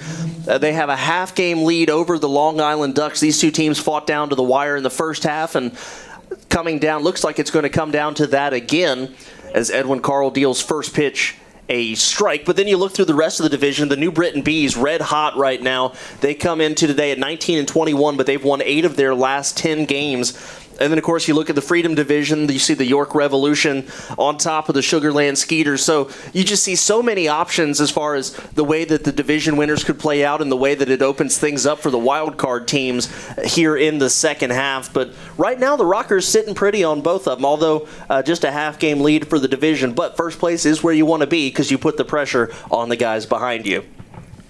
And when you're in that spot, you just try to keep winning. So eventually, I have a hunch. I've been watching baseball for a little while. Everybody has a slump. We haven't seen a Long Island Ducks slump yet. I have a hunch it might be coming at some point. But man, have they been playing well today, or this year. But if that is to happen, because I think they've only lost as many as 3 or 4 at a time. I don't think any more than that. If they get into a slump, you want to be in first place so you can try to spread it out. Hard ground ball to third. Hector Gomez picks it up and makes sure he has a good grip on it, throws on to first for out number 1. And yeah, the last thing I want to say about the standings before we move off of that is just the fact that, don't count out New Britain right now. Like I said, they've won 8 of their last 10. They come into High Point on Tuesday, and, the Ducks they're locked in right now. But yeah, well, they're already in. Right, that's what I'm saying. So the fact that any of the teams that have a striking chance are going to be all in here for the final month. And it's something you said earlier, Kevin, was the fact that I think you said it yesterday as that pitch in there for a called strike, was the fact that their best chance is to win the division here. They're too far out in the wild card race. They have to win the division, and they know that. Yeah, swing and a miss, nothing in 2. If they want to get in, they need to win. If they're going to make a move, they got to go now, and they know that too. And Gio, we were talking about this in the pregame show. We said, if there's anybody you want to face the Atlantic League up next, probably not the Bees with how well they're playing. But you guys always step up to the occasion and are always ready. How tough is it to play in this Liberty division because of how good this division is? Yeah, I mean, you got teams that are always in the playoffs with the Ducks and Somerset, and then you got a team like New Britain this year that's just they've been playing good baseball, and especially against us, this year. So it's a tough division, and we knew that coming into the season, and that was one of the things that Jamie asked me to kind of be a leader with as far as being one of the guys here, because I'm one of the position players I think might be the only one that has any Atlantic League experience. And I that was the first thing I said to these guys was, hey, we want to make sure that we want to play good baseball in our division. Now, our overall record is going to matter at the end of the day, but if we can try to come on top of the division for one of the halves, we'll be all right. And it's definitely it's come forth as the truth. So it's a tough division to play in. Keeping an eye on the Ducks game. They have busted it open against the Bees 8-0 right now. So they're certainly not making it easy on High Point there in New Britain. Here's the pitch. Swung on and fouled up out of play. Count 1-2. There's one out here in the top of the 4th inning. What have you seen from Edwin Carl so far today? I mean, he's going to bring exactly what he's doing today. He's going to bring that every start. He's a bulldog on the mound. He goes after each batter. He's not afraid of contact, and he uses his defense. He's been around the zone today. And, that's what you're going to get every time he's on the mound. He's just going to go out there and give everything he has, regardless of if he has his best stuff that day or not. Looking around other scores around the league, the Skeeters lead the Barnstormers 2-1, and the Blue Crabs a 3-0 lead on the Somerset Patriots. And this second half has been a huge struggle for the Somerset Patriots. Almost won the division in the first half, but just can't seem to get it going here, Kevin, in the second half. Their record right now sitting at 16-25. Yeah, not so kind to them. And we've talked about it ad nauseum at this point. People are probably tired of hearing about it. And I'm not making excuses for them, but you got to look at what's happened. A little bit of bad luck when you look at the injuries they've had to deal with guys being available and unavailable. And then they had a couple guys get their contracts purchased. That one's hit high in the air to left field. Back goes Lattimore into the gap. Looking back, he's not going to be able to get to that one. Picks it up on a hop, though. But his momentum takes him all the way to the wall. It'll be a stand-up double here for Ryan Dent with one out in the top of the 4th. Guys, that ball was hit to straightaway left field, and Quincy was kind of just jogging into the spot that I thought it was going to land to, and then the wind just took it to left center.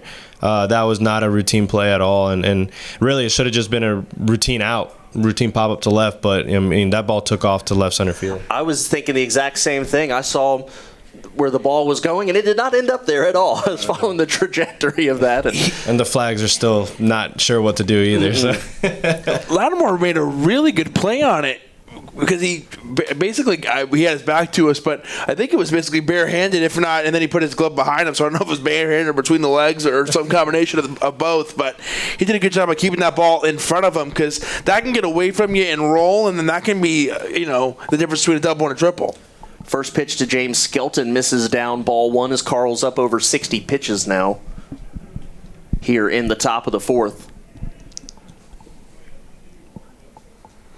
Carl comes set and deals. This one's going to be inside, and the count 2-0. Last thing I'll say about that Lattimore play is, I think that shows just how good an outfielder he is, the fact that he got close to that ball knowing that it was going to be so unpredictable with the wind and with the conditions out there. So I think that's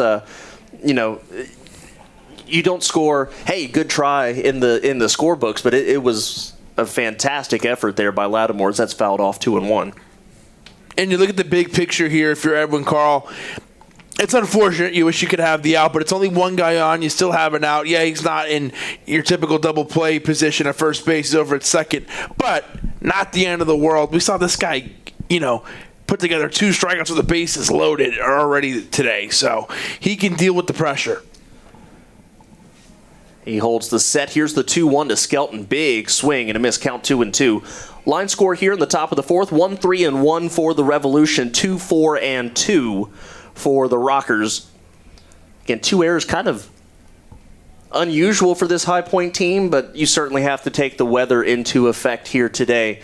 As again, just a swirling mist, nothing that's going to impact the conclusion of today's game, but it'll be something the players have to deal with. I would probably assume through the end of the night, as that one is down low and the count full.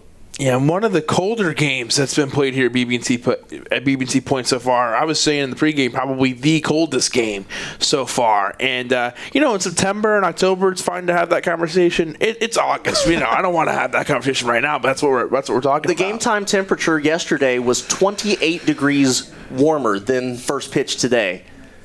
Here's the 3-2. That's fouled back to the screen. You were here at the beginning of the season, right? I was. Okay, so what was it like in Pennsylvania for that opening series? Was the weather cold up there? The only word to describe that is miserable. It was absolutely miserable.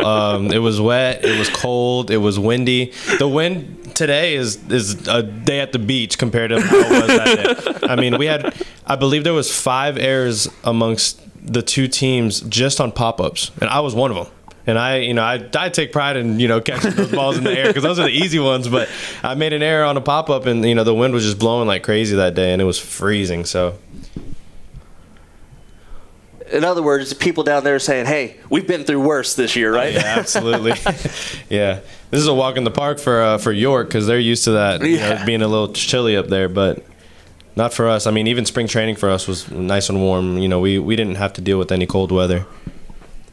Runners now at first and second with 1 out of the inning. The double play ball back in play after that walk. And it brings up Henry Castillo, the number 9 hitter. Big swing and a miss there. And the count 0-1. It's like I said last time up, though. Castillo, at least statistically, not really your normal number 9 guy with a lot of power. But we talk about how dangerous this lineup is from top to bottom. Everybody either hits 300 or has double digits in home runs or both. Mm-hmm. Yeah, absolutely. That's something that we know every time we play York that they're going to hit, and it's a hard hit there. It's foul, but all right, I got nervous there.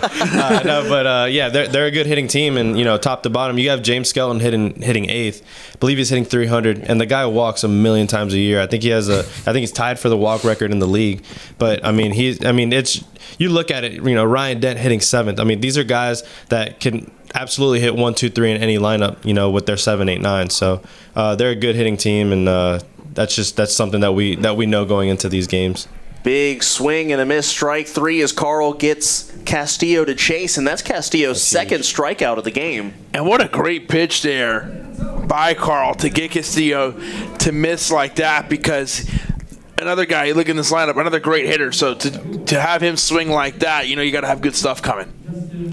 So with 2 outs of the inning, I have a question for you, but I'm going to hold it to the next half inning just so we can get into it a little bit more. So I'll let you sit there and be nervous if you want to. See how you feel about that. Yeah, we'll put him on the hot seat because I got one lined up for him, too. All right. Here we go. Here's Justin Trapp, the leadoff man, as he takes ball 1. Another curveball from Carl misses down and away in the count 1-0. And if you're wondering about Carl's status here, he's at 74 pitches.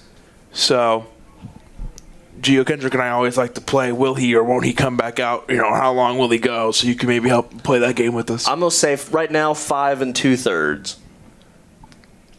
That one swung on and just got a piece of it, hits it back to the screen. I'd say you're probably right about that. I know we always say you'd love to have 6, so we'll see. He is a guy, though, who can get a couple quick innings. He's a guy who can, his first inning was 10 pitches.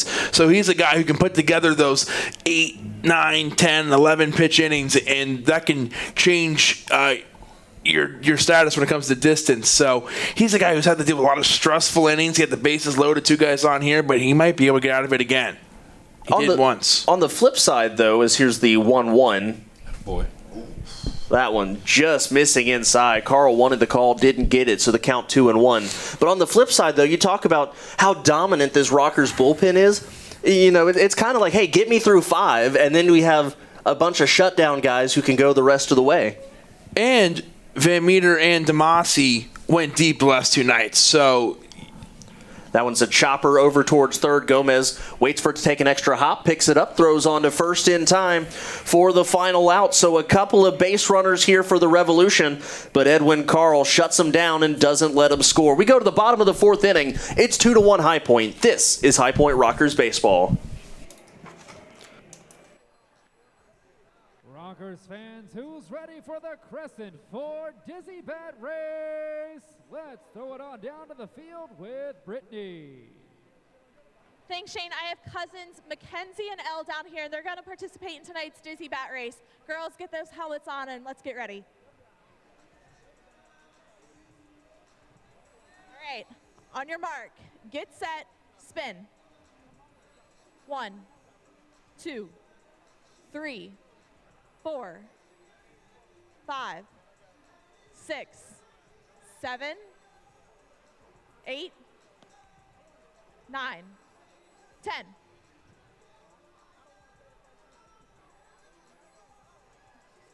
Congratulations, Mackenzie. You're today's winner, and you get to go shopping at our Rockers Wear store.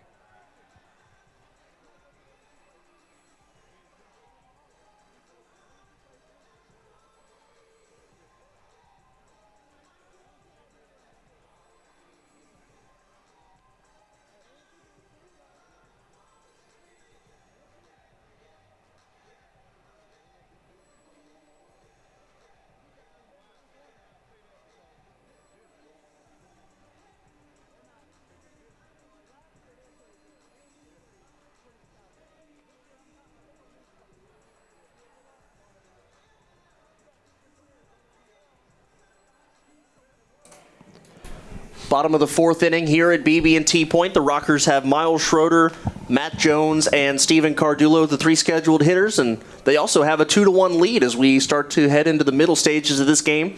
Kendrick Fruits, Kevin McMahon, and the Rockers infielder Giovanni Alfonso, glove wizard extraordinaire. I like that. Might have to put that on my business write these card. down or something? Yeah. Business card, Instagram bio, all that stuff. Looks like something's going on with the either TrackMan or weather. That's the only reason why the umpires would be talking to both umpires would be talking to both managers right Well, now. I haven't checked the weather since the game started, so let me pull it up real quick, and maybe we can answer that. I don't see a grounds crew member down there. So we can try to eliminate some answers here. According to the weather radar, it's not loading right now, so we'll get back to that. All right. But anyways, it looks like at least we're ready to go for the time being. And Gio, I told you I had a question for you. I'm going to go ahead and throw this out here. Obviously, we hear a lot about pitchers who, they do their homework, pitchers and catchers scouting, pitching certain hitters a certain way. What about as a fielder, do you do research on a hitter's tendencies, whether they're a pull hitter, whether they like to go the other way, and how does that help you as far as positioning from hitter to hitter? Yeah, that's my defense is something that I take pride in. It's it's what I like to think that I bring to the team. So for me, yeah, I've always been the one. My dad from a very young age always told me, know your hitter, know how fast they are, know where their tendencies are to pull each pitch. Understand who the pitcher is on your team that's throwing that day to see what's the usual result. Do they usually get ground balls? This one hit high down the line to left field. It's going to hook foul, but Schroeder hit that one a long way. Yeah, and it's definitely something that I do take pride in. I take the time to understand who's in the lineup that day for the other team and where do they hit the ball. And I think that's something that Jamie's brought up to me a couple times that he very much enjoys that I do, because it helps him out.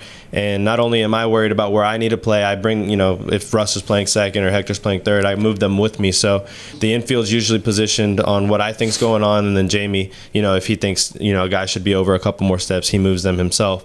But same thing, the center fielder does it with the left and right fielder. When Schroeder's out there, when we had other guys there this year, whenever you see the center fielder move, he brings the other guys with him, and that's because he has an idea of what kind of hitter that guy is. So hard hit ground ball to first base, and couldn't find the handle on it there for a second to Franco, but he finally recovers it and flips it underhanded to Atkins for out number 1. Almost had that one get away from him there, but he was able to hold on and get the out.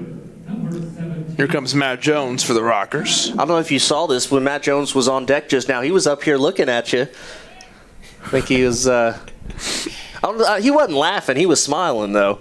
So. Yeah, if I saw that, I would have given him a little silly face or something before he went up there. It's funny. Last night, Matt Jones was up, and his first at bat, I believe, he struck out on a fastball that was up. That we all saw where the pitch was, and we weren't too happy in the dugout.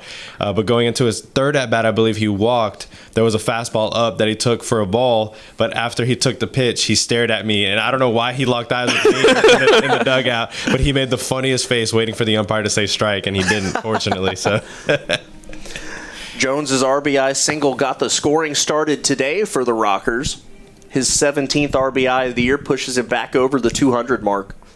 And here's the pitch. He waits on that one and lines it into left field. A base hit in front of Melky Mesa, who knocks it down. And you could see he started his swing a little early, but kept his hands back and was able to drive it for a base hit into left field.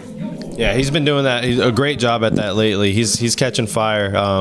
He's been hot since Lancaster, and he's doing just that. He's making himself adjustable at the plate, and he's recognizing the fastball and off-speed pitches very well.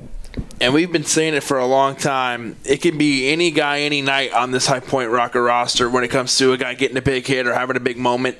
And, Jones, who, as you said, his bat's heating up. He just helps out that whole mentality. Big swing and a miss there for Cardulo. So I have the Weather Channel app up. It says cloudy. If you look out there under the lights, I don't think that's cloudy. That's precipitation. Yeah, it's been raining pretty good during for this whole game. It's I don't think it's let up at all. It has a consistent 20% chance of rain through the rest of the night, which hasn't changed from the pregame forecast as Cardulo swings and misses nothing in 2. And we were pretty lucky to get that one in last night. I'm happy we were able to without having to do any doubleheader stuff today. Yeah, dodged a bullet. All the big stuff was down to the south. Yeah. Yeah, that's the last thing we want to do as players is play a doubleheader, especially against York. Swing and a miss, strike 3. So 3 straight pitches, 3 strikes, and Cardulo is down for out number 2. Talk about guys having moments, and I used this question when we talked to Jamie Keefe today, and I want to get your opinion on it. But I said to Jamie, I said, sometimes as broadcasters or as people in the media, we try to hunt for, that was a moment. When you guys are pushing towards the playoffs, so things you can look back to and go, that was a big moment. But Ryan Kelly coming out last night facing 2, 3, 4, and I think 5 as well, and maybe a few more guys, but that felt like a big moment when he was able to close the door and help the Rockers get the win last night. Yeah, that was definitely a conversation we were having in the dugout. I mean, normally in that situation, I would hope that I'm at shortstop, but we were in the dugout and we're like, man, we're going to send our best out right now to face their best, and that it was a good feeling to see him come out on top. And he's a guy that's made for that. That's why he's a closer. It's just his mentality, the way that he takes the mound, his demeanor. He's going to say that I'm the best no matter what, even if he only has one pitch that day. So, we sent him out there last night, in a big situation, and he faced, some of the biggest hitters in the league and got the job done. This one's hit high in the air. Will there be a play on it? Franco and Nina both going back there, but it's going to drift out of play. Franco just turned and looked at it. Then all of a sudden he started to speed up towards it. He tripped over first base on his way, but that ball ends up getting out of play, count 1-1. I think we could thank the wind for that one. I think out so. Of play. There's been a few where they've just hung there for a second and they kept moving. You saw that play that Lattimore had to make out in left field. I think that's the most evident of anything we've seen so far. Jared Mitchell, 2 for 2 today, a single and a solo home run. That gave the Rockers the lead as that pitch up and away, 2-1. Two guys who had big hits in Lancaster, a couple of them, and are starting to get that bat warmed up and getting hot. Jones, who's on first base, and Mitchell at the plate, who's having another good night tonight. Atkins comes set, and here's the pitch swung on, and Mitchell just gets a piece of it, fouls it off, and the count now 2-2. What do you have for a pitch count for Atkins? I had to give my computer a little timeout. 77. 77. Here in the bottom of the fourth inning, Rockers with a 1-run lead, looking for more. Although there are 2 outs in the inning, you just see the rain swirling around. It's going 2 different directions if you look at one foul pole to the other. As this is fouled up out of play. Skelton gives it a look but can't do anything with it. Yeah, and rain wasn't really an issue. It's just kind of a feeling of, a damp feeling in the air. Mixing that in is going to make it a little bit less of a pleasant evening, especially for the guys out there who, like we said, are trying to make plays. And another thing we got to take into account is that ball bounces off the turf. It's picking up more moisture off of the turf when it comes up to you. So by the time you're getting a hold of it as a fielder, I got to imagine it's not so great. Oh, no, it's soaking wet by the time you pick it up. Here's the 2-2. It's down in the turf. Good block there by Skelton. He quickly recovers it, and Matt Jones has to stay over at first base. He's a really good catcher back there. We've seen him in some really tough spots, and he made a big block on it and tossed the helmet away. Speaking of, guys who have to deal with all the conditions, it's really tough for the catcher because of how you got to change your position so quick, and you got to worry about stuff that is usually not on your radar. I think one of the things that makes me the most impressed about Skelton is, you look at him from up here, he's not a very big guy, but he makes himself big on those pitches down in the turf. I think he's blocked everything that we've seen, not just in this series, but every time we've seen him. Runner goes, and that's strike 3 looking. Down goes Mitchell for the final out of the inning. Rockers still have a 1-run lead. We go to the top of the 5th. Don't worry, we still have a couple more innings with Giovanni Alfonso. Rockers lead 2-1. We'll be right back.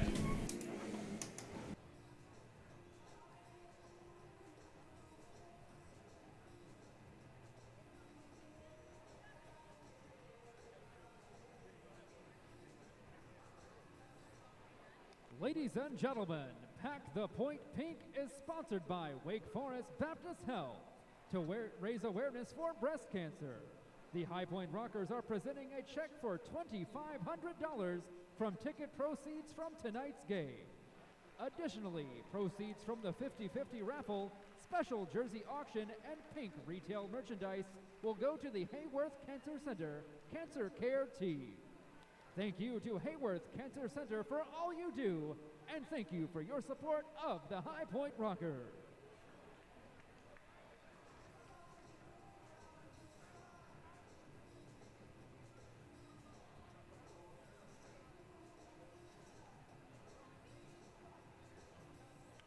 And fans, the Live Source app is the exclusive auction app of the Atlantic League. You can bid on game-used items, Rockers experiences, and even purchase 50-50 raffle tickets, all from the comfort of your seat. Simply visit the App Store for iPhone or Google Play, create your account, and start winning today. Tonight's special breast cancer awareness jerseys are available for auction on LiveSource, as well as at guest services behind home plate.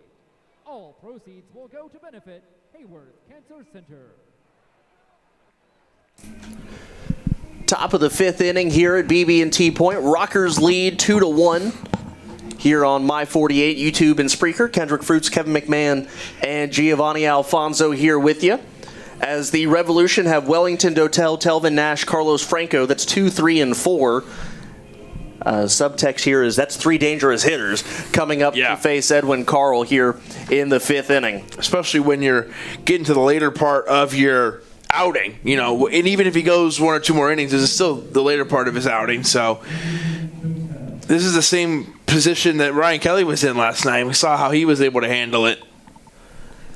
Here's the first pitch to Dotel. Big swing and a miss. Count is 0-1. He hit a pair of home runs yesterday.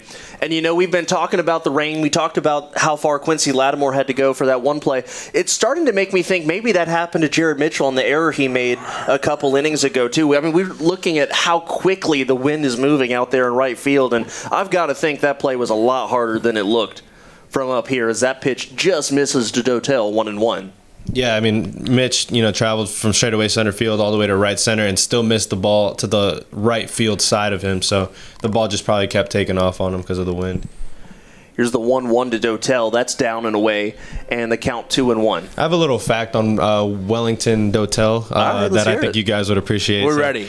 Anytime during the game, especially when he's hitting, though, he makes this clicking noise, and I'm not sure why he does it. I've never really asked him, but everybody on the field can hear it. It's that loud, where he clicks his tongue when he steps into the box and when he's getting ready to get in a stance, and he just clicks and he goes click, click, and it's like you can hear it from left field and center field.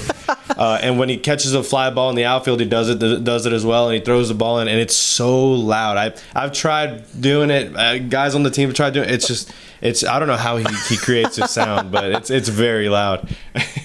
And he just does it. He just does it. I mean, I'll probably end up asking him one day, but it's just a loud. It's a phenomenon. It's part of his routine. Nomar Garciaparra did the batting glove thing. Maybe that's just his pre-at-bat thing. Yep. That's hilarious. So here's the 3-2. A big swing and a miss, strike 3. So Dotel is down on strikes. And Edwin Carl quickly picking up, by my count, strikeout number 6. Excuse me, number 5. I can't count. That's exactly how you want to start it off if you're Edwin Carl, and that really sets the pace and kind of sends a little bit of a message to the rest of the guys that are coming up in this inning. I'm here. I'm still sharp. Yeah, and with the 1-run game right now, guys, Dotel especially, but Telvin, those two guys, they have really big power going to right field. Lines that one into left field, and nice catch there for Quincy Lattimore. You could see the ball start to tail on him a little bit, but he's able to make the catch and retire Telvin Nash, and you just see how hard he hits that ball. So 2 outs, and that will bring up Carlos Franco. Right before Nash hit, I was going to ask, who would you say, and there's a lot of people, obviously, that come to mind, who would you say is the most dangerous hitter in the league? Everything factored in, average, power, everything. You can't give the obvious answer, which is Giovanni Alfonso. Well, I mean, this year, I mean, you can't not say or not bring up, at least in the conversation, Telvin Nash. I mean, for his average and his power, I mean, he's always had the power. He's always hit well in this league, and it throughout his career. But I mean, this year it's just been an outstanding year for him. So I think it would just be disrespectful at this point to just not bring him up in that conversation, if not making it a point that he is that guy this year. I said yesterday on the broadcast, I'll let Carl deal. This one's hit on the ground. Great inning. To second base, Schroeder picks it up, and the throw on to first for the final out of the inning. So a 1-2-3 inning for Edwin Carl, and that was a quick one. He might have bought himself the 6th. We'll see what happens. Rockers coming to bat in the bottom of the 5th inning. We have 9 more outs with Giovanni Alfonso. Fans, it's time for the Burn Boot Camp Challenge, presented by Burn Boot Camp High Point. Let's take it down onto the field with Brittany. All right, guys, are you ready to see who can do the most jumping jacks in 30 seconds? Rocker fans, I have Miles over here on my left and his cousin Landon, who was talking some smack earlier, on my right. Are you guys ready? On your mark, get set, go.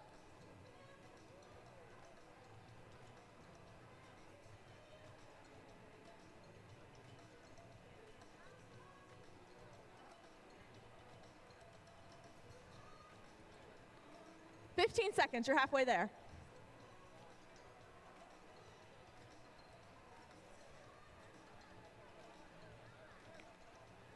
5, 4, 3, 2, 1.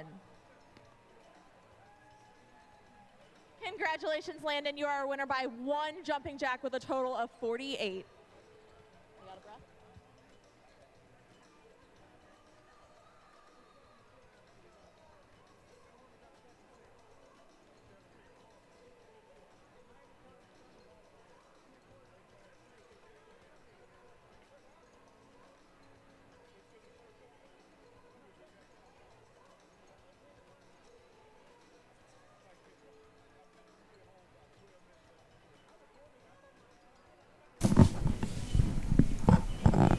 Bottom of the 5th inning, Rockers lead 2-1 here at BB&T Point. Line score 1-3-1 for the Revolution, 2-5-2 for the Rockers, and it will be 3-4-5 in the Rockers lineup. That's Gomez, Lattimore, and Schaefer, the power factory. Those are guys who, like you said, a lot of power, especially Hector. Then I'd love to give Gio's take on this, but we've been asking around, or we've been saying it, who's having a better August than this guy, right? Especially at the plate. Yeah, I would have said myself, but no. You were having a great month as well, man. We can talk about that too. Hector's been unbelievable, especially, at the start of this month. Everything just started hitting his barrel. I mean, it's just, he's been taking good swings, having good at-bats, and hitting the ball hard. I mean, even his outs are loud right now. So, he's fun to watch at the moment. When last time I think we talked to you for a pregame interview was maybe, 3 weeks ago, something like that. Gomez swings a soft liner. It's going to be picked up on a hop by Castillo. A long throw to first and a good play by the Revolution third baseman to retire Gomez there. Everybody in the building, including Hector Gomez and myself, thought that he caught that on the fly, so I think that's why he slowed down a little bit. It was a heads-up play there for Castillo, knowing that he was blocking the third base umpire's view to complete that throw in case the out call was not made, which, of course, it wasn't. So that brings up Quincy Lattimore. But finishing up the thought I was saying was last time we talked to you, Lattimore fouls that one off, you were hitting somewhere in the neighborhood of 206 or something like that, and you've brought it up something like 30 points. I don't know where it is right now. It's 230s, I think. But we talked about people having a good August. I think you can make a good case for yourself. You've been swinging a really good bat recently as that pitch just misses. So does it change something in approach, or you're just getting some better luck at the plate with balls falling in, or what's worked for you here? I mean, baseball is going to be a big part of your success is going to be luck, which, sometimes you hit the ball hard and it doesn't get through. Sometimes it does. And sometimes you hit the ball soft and it gets through, So I think that's part of it. But I went into the second half and I kind of just told myself to forget about the first half. Don't worry about it. It happened. Nothing I can do. And as soon as Leidendorf got picked up, I knew I had to do something to help the team out. And I think just using that mentality, using that approach, getting in the box and competing to help the team because, we've lost a bunch of bats throughout the season. I think that's helped me get into a little bit of a groove. So, as much as I'd like to say, yeah, August has been my month, I think, there's a couple guys here. I mean, Rosa's starting to pick it up. Jonesy's picking it up. Hector's been loud since, it feels like, 3 weeks now, that Hector's been, hitting the ball very hard. But I think that's got to do a lot of, has a lot to do with my approach in the box is just kind of trying to step up for the team. I want to make a playoff push, and I know I can do it offensively. I wasn't able to do it in that first half.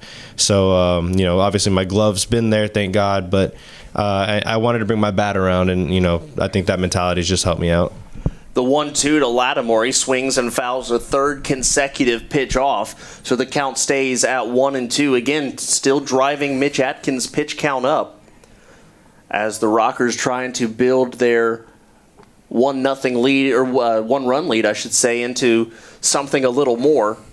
Atkins deals the 1-2, swing and a miss, strike 3. Down goes Lattimore for out number 2. And Kevin, it's something we were talking about earlier as Richie Schaefer comes up. You obviously want to keep padding your lead, but the Rockers have such a good bullpen.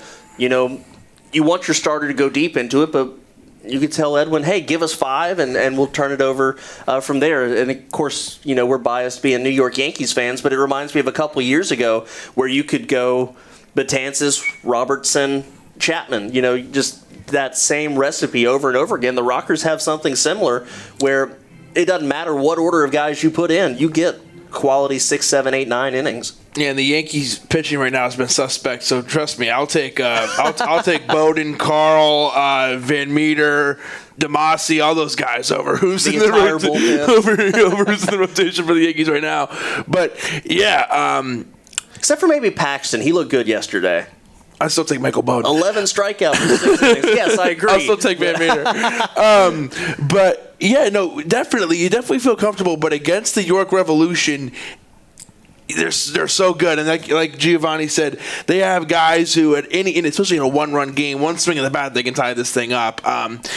All the way down to guys even like Skelton. You feel like, okay, we can take a breath here. We're in the 7th and 8th part of the lineup, and you got guys down there like Castillo and Skelton and Nina who are all still dangerous, and so big swing and a miss there to Schaefer, count 1-1. I think one of the things that might, one of the factors that might be in the coaches' minds today too is, regardless of how Carl throws or how good our bullpen's been, the elements, Right. The ball's wet, anything could happen. A ball could get kicked out in the outfield and a guy takes another base, and it's just one of those dangerous types of days. Yeah. Schaefer swings and misses strike 3. It's a 1-2-3 inning for Mitch Atkins, and we go to the top of the 6th inning. Rockers lead 2-1.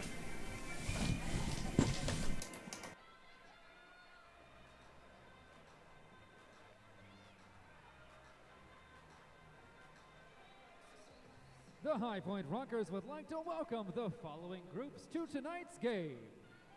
Welcome Coca-Cola Consolidated. Welcome to the Fitzgerald Party.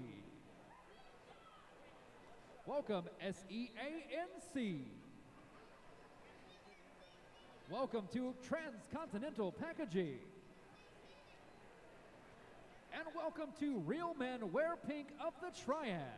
To support this amazing group of men, visit RMWP Triad on Facebook and Instagram. We hope you all enjoy your time at tonight's game, and thank you for your support of the High Point Rockers.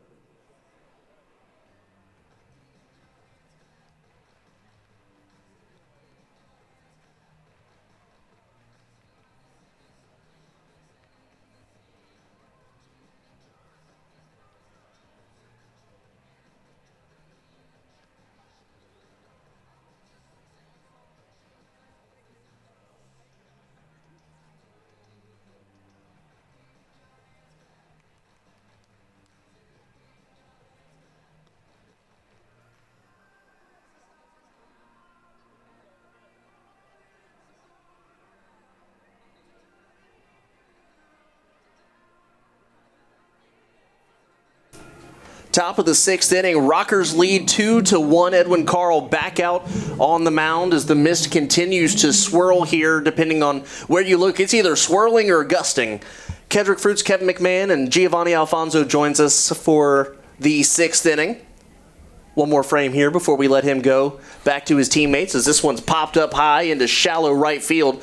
Going back is the second baseman, Schroeder, and he will make the catch. With so many changes, like who's out there? You got to take a second and remember, with everybody getting moved all around, especially in that game yesterday, Gio. We had a bunch of changes going on both sides. Tejeda got behind the plate at one point. We're like, what is going on out there? Yeah, the day before in Lancaster, when I came out of the game, before I came out, I went to left field, and Russell went to short, and then the next inning there was a guy in left field. It was just a mess the last couple of days. Who's on first? Yeah, who's on first? That one a called strike to Angelis Nina, the second baseman. And if you're watching us on YouTube or My48, you can see the Rockers are. Nina swings and misses 0-2. You can see the Rockers are wearing special jerseys. The last new custom jerseys, they're going to wear the camo ones and the Irish ones a few more times. But they're wearing special pink jerseys for breast cancer. That one's reached and flared out to right field. That could be trouble. It gets down in the corner and foul. It looked like it was going to be a double down the line, but it curls foul. Count stays 0-2. Rockers have somebody in the bullpen. And going back to the jerseys here, we're getting a nice up-close and personal look at it because Giovanni is wearing his. If you saw him on camera a couple innings ago with us, he's wearing it, and it looks very good. And you can bid on these on the Live Source app, and it all helps raise funds for breast cancer research. And we just think this is a really cool thing that the Rockers have gotten into so many, community efforts here in High Point, and this is another great one. That one swung on and hit into right field again down the line, and again Schaefer giving chase, and again a foul ball. And that's something that the players and you have to love that. Yeah, anytime we can do something for charity, something for research purposes, anything to help, we'd love to do that. And not to mention that these are awesome. They look great. They're light. They feel good. I mean, looking out on the field at these guys, it looks good on the field too. But anything to help out any charities or research purposes, like I said, we're all for it. So anytime we get new jerseys or something that's not what we normally wear, we like to have fun with it. Got the pink socks on today and all that. So we definitely like it. Nina swings and misses strike 3, and actually it's. I guess he got a piece of it there. I thought he missed it, but you talk about. I think we said this on the broadcast yesterday. Cancer is one of those things where, if it doesn't affect like you and your immediate family, somebody that it does, and it's such a real and terrible thing. As now Nina goes down on strikes, but. Such a great response here. You look, and maybe it's not as many people in the seats, but the concourse is filled with people. There's tables set up out there, and it's great to see people come together for High Point baseball, but it's great to see them come together for a great cause on top of that. Yeah, and I can't help but think that it would be packed tonight if it wasn't raining, if it wasn't cold. I think this community, since we've been here, just the community itself has been so open arms, so welcoming, and I can completely see and understand why there would be a lot of people here tonight, regardless of the weather, for such a good cause. And people are. We'll let the pitch go there for a ball, 2-0. People are all in. I was walking around on the concourse, and a guy was wearing pink, and he had like a mustache and a beard, and I just kind of looked at him. He dyed his facial hair pink. So he was like, I'm like, people are all in here tonight. That one down and away. 3 balls, no strikes now to Ryan Dent, who is 1 for 1. He has walked, has also doubled. Jamie Keefe included. He was cruising around in the pink socks as well, so that was cool. Real men wear pink. Absolutely. That's a called strike, and the count now 3-1. This will be a big pitch right here. Ryan Dent's a dangerous hitter. He's been in the game for a long time, so he's looking to do some damage, try to either get himself in scoring position or tie the game up right here with 3-1 count. Here is that 3-1 swing and a miss. Carl got him to chase an off-speed pitch down, or breaking ball down, I should say, and the count goes full. All right. What do you throw here? You're Edwin Carl. What pitch you throw? My best pitch. Whatever he feels is his best pitch today, you got to throw it. He goes with the fastball on the ground to short. Russell picks it up, throws on to first in time for the final out of the inning. So it's a nice 1-2-3 for Edwin Carl. He's at 100 pitches even, so it's probably the end of the night for him, but what a night it was. We have 3 more outs with Giovanni Alfonso in the bottom half of the 6th inning. Rockers lead 2-1. Basics. Take it away, Brittany. Thanks, Shane. I'm over here at third base, and over there at first, we have Caleb from the American Cancer Society Real Men Wear Pink, and he's ready to take down hype in tonight's mascot race. Guys, are you ready over there? On your mark. Get set. Go.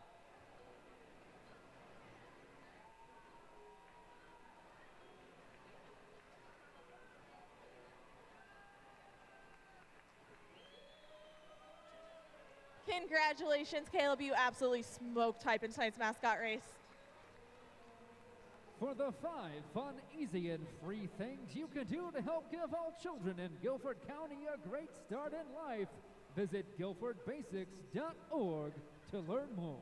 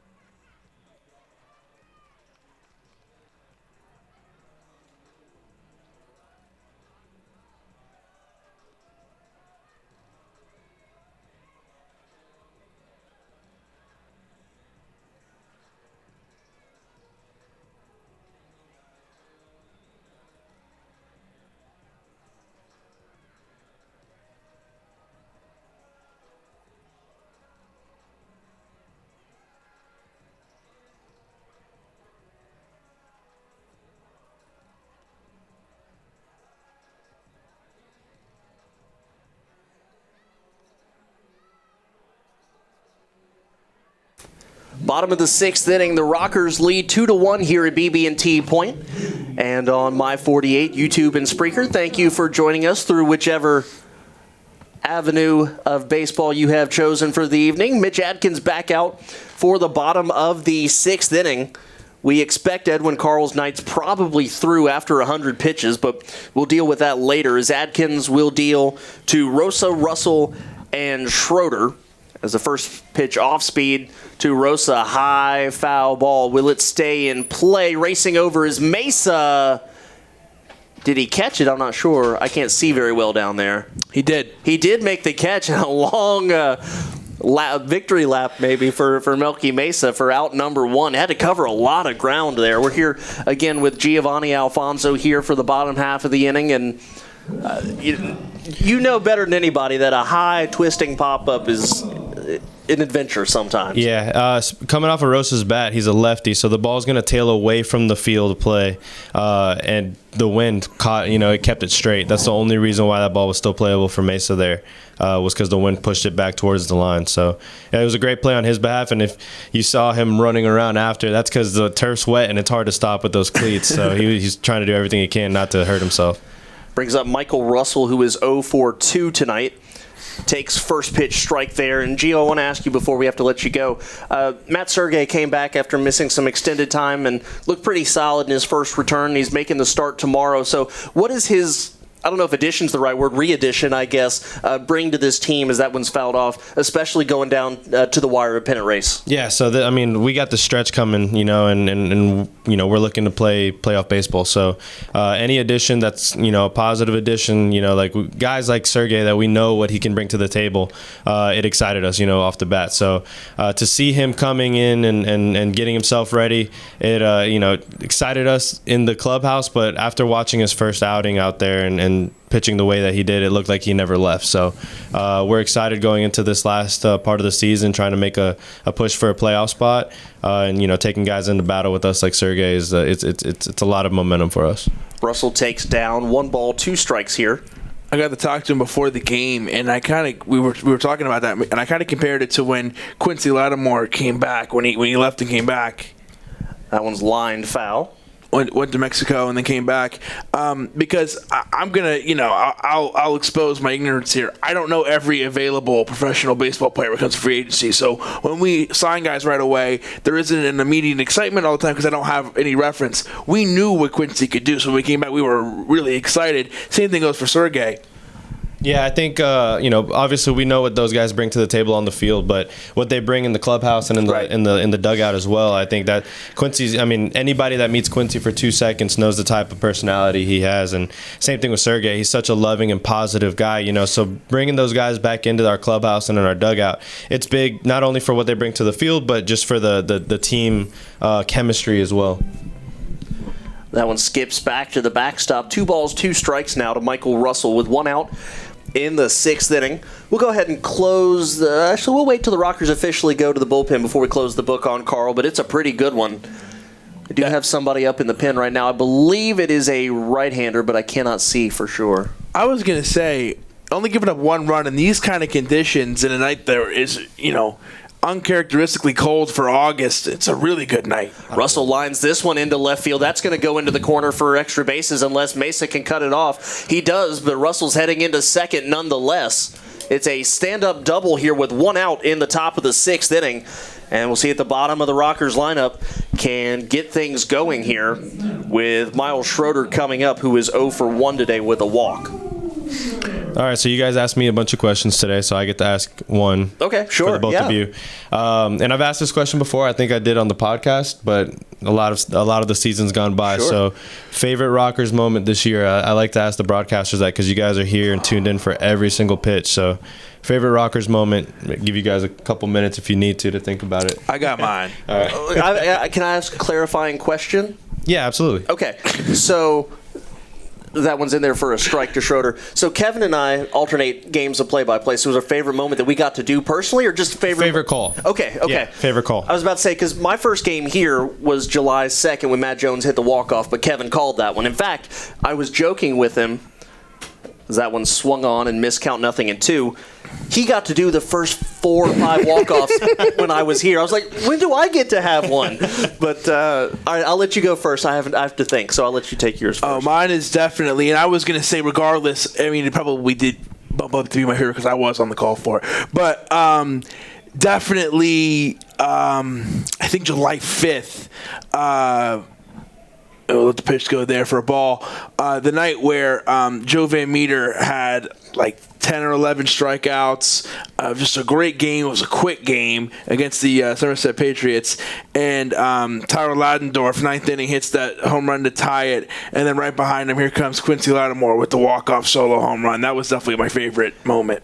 Schroeder swings, lines this one into the gap in right center field. That's going to get down for a base hit, and they're waving around Russell. He will score. Schroeder takes a big look around first base, but he'll head back. It's an RBI single for Miles Schroeder, and the Rockers extend their lead. It's now 3-1.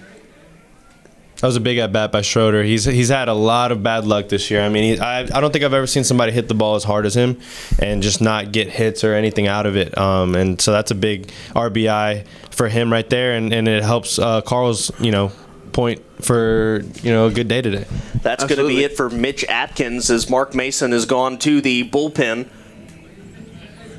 We're going to keep it here during the warm-up period here for the new pitcher, but there you go. Matt Jones, and you got to make contact there, waving down to the field to Matt Jones, and Jones waves back up here. All right, I've thought about it. I have a tie. Can I have a tie? Okay, yeah, that's no problem. So the first one for me would be I got to call Bowden's 12th strikeout, which set the team record for most strikeouts in a game. The other one, And the immaculate pitch. And I call it the immaculate inning. Yeah.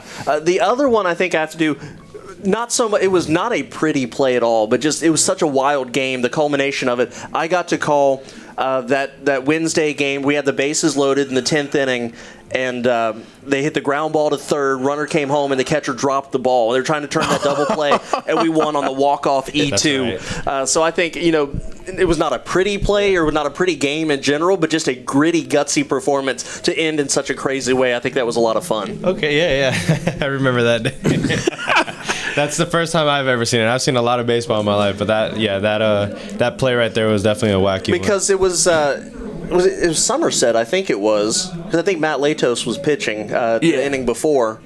Southern Maryland, that's yeah. right. Yeah. They were set up for the double play. There would have been a 5-2-3 double play, but the catcher looked over to first base before he had secured the baseball and allowed the winning run to score. Yeah, I was talking to somebody that day. They said, how'd the game go? How was your day today? I said, well, we walked off on an error. So, whatever that means. Yeah. I have a question for you. We'll reload with the questions here.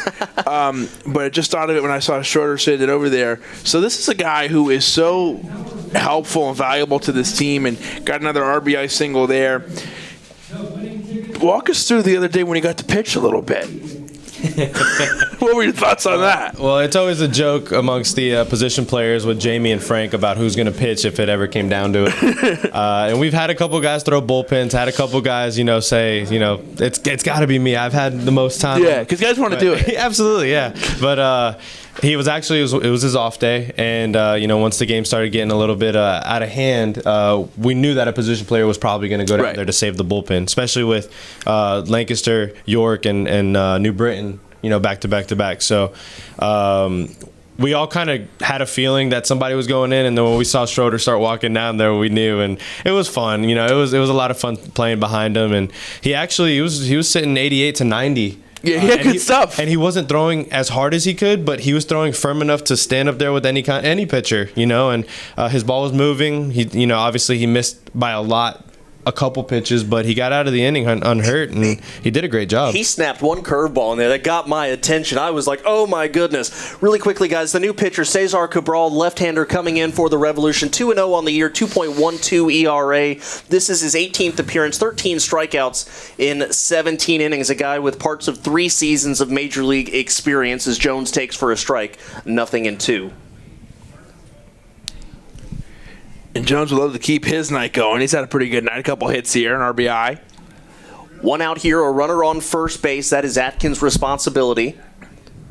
And so here's the pitch. Jones showing bunt, trying to push that one down the first baseline. He did go in the count. That is strike 3.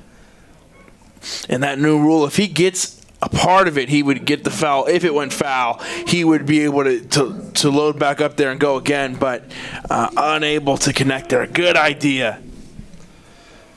It worked well the first time the Rockers they snuck up on somebody with the bunt. Worked for Richie Schaefer, so good idea. That brings up Cardullo. He's 0 for 3.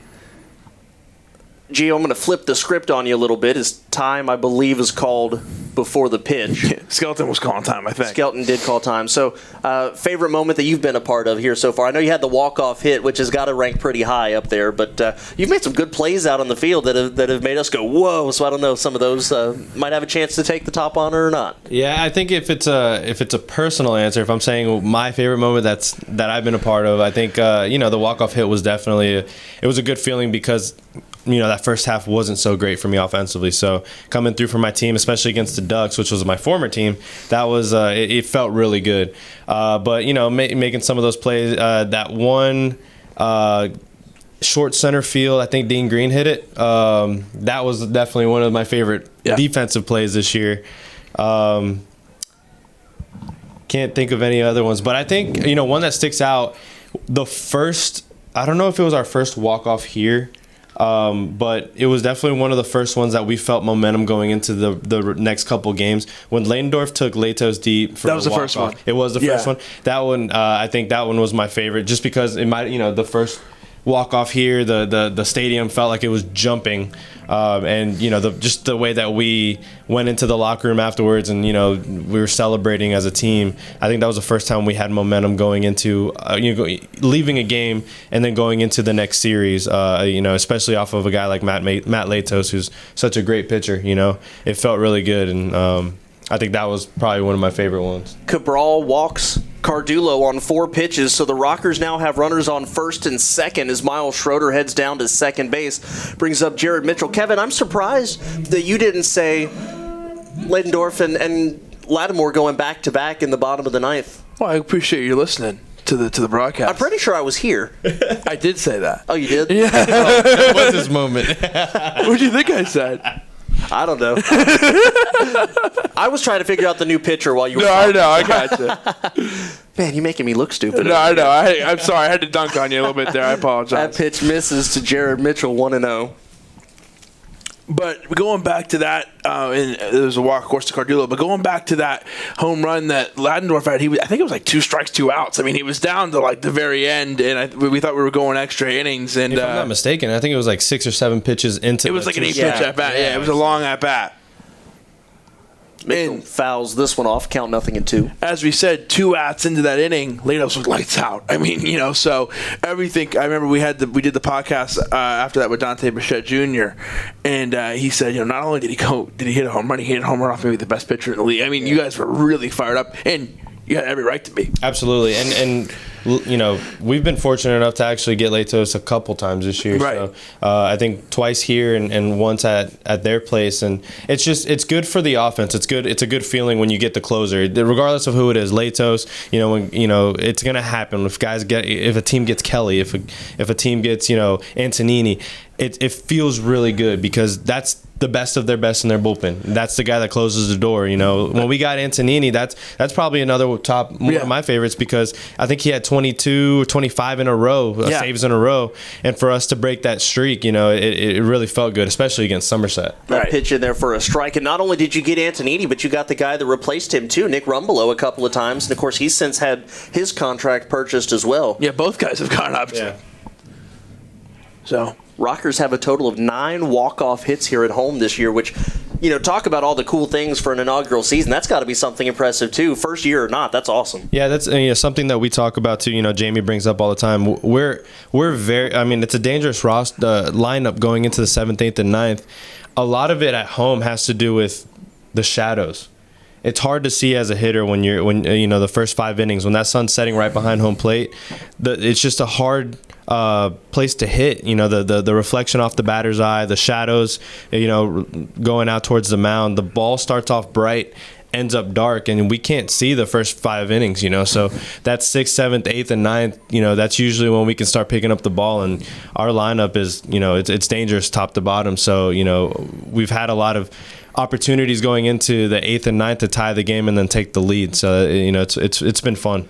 2-2 swing and a missed strike 3. Mitchell goes down, but not before the Rockers pick up one more run on the RBI single by Miles Schroeder. Well, Gio, we thank you for spending some time here with us. We hope to see you on the field soon. Thank you, guys. Appreciate it. This is High Point Rockers baseball. Top of the 7th next.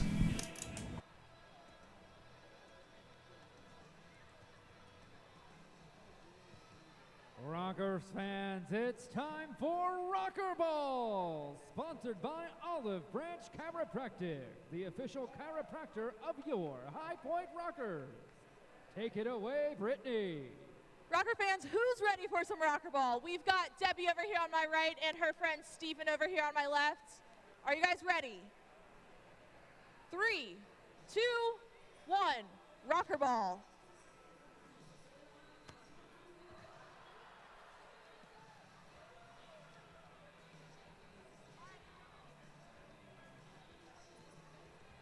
All right, we're going to give the first round to Stephen. Here we go, round 2.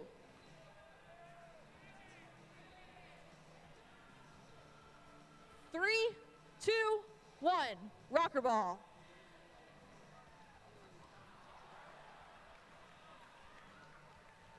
All right, we're all tied up at 1 apiece. Here we go, we're moving on to the championship round.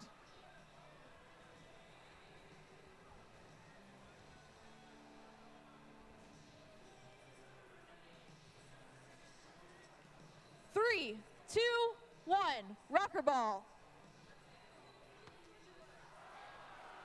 Stephen absolutely flattened Debbie in that final round. Congratulations, Stephen, you are tonight's winner.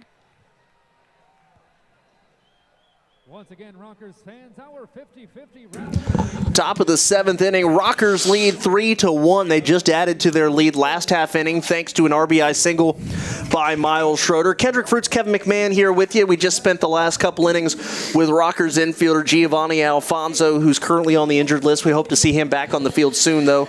New pitcher for the Rockers, it's Dusty Isaacs, which concludes a fantastic evening by Edwin Carl. What a night for Edwin Carl, and we said it. This would be a brilliant night regardless of the weather. You factor in the conditions, and it's been outstanding. You got to give him a standing ovation and all the credit in the world here.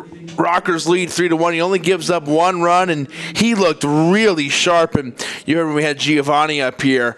His last inning, he was a really good inning. He had to face those 2, 3, 4 guys, which is, as we said, maybe the most dangerous 3 in the league.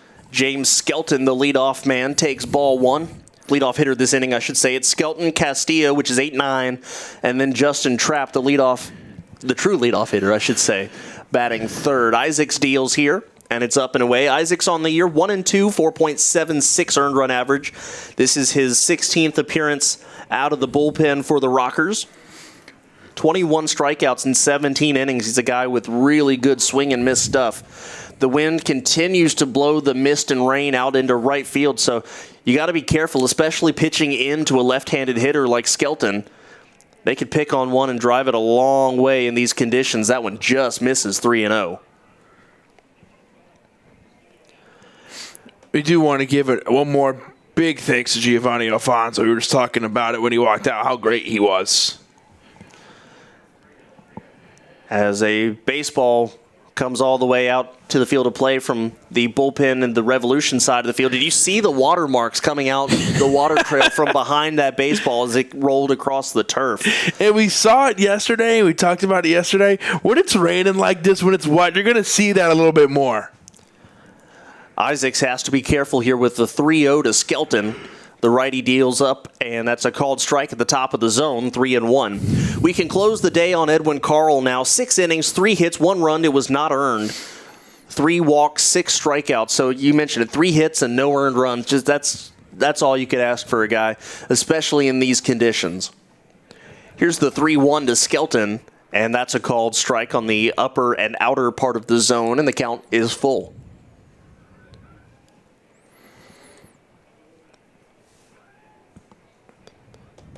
We'll close the door on Mitch Atkins in the bottom half of this inning. Rockers trying to hold their lead at 2 as they've gotten into their dominant bullpen now. Skelton fouls this one off, and the count stays full.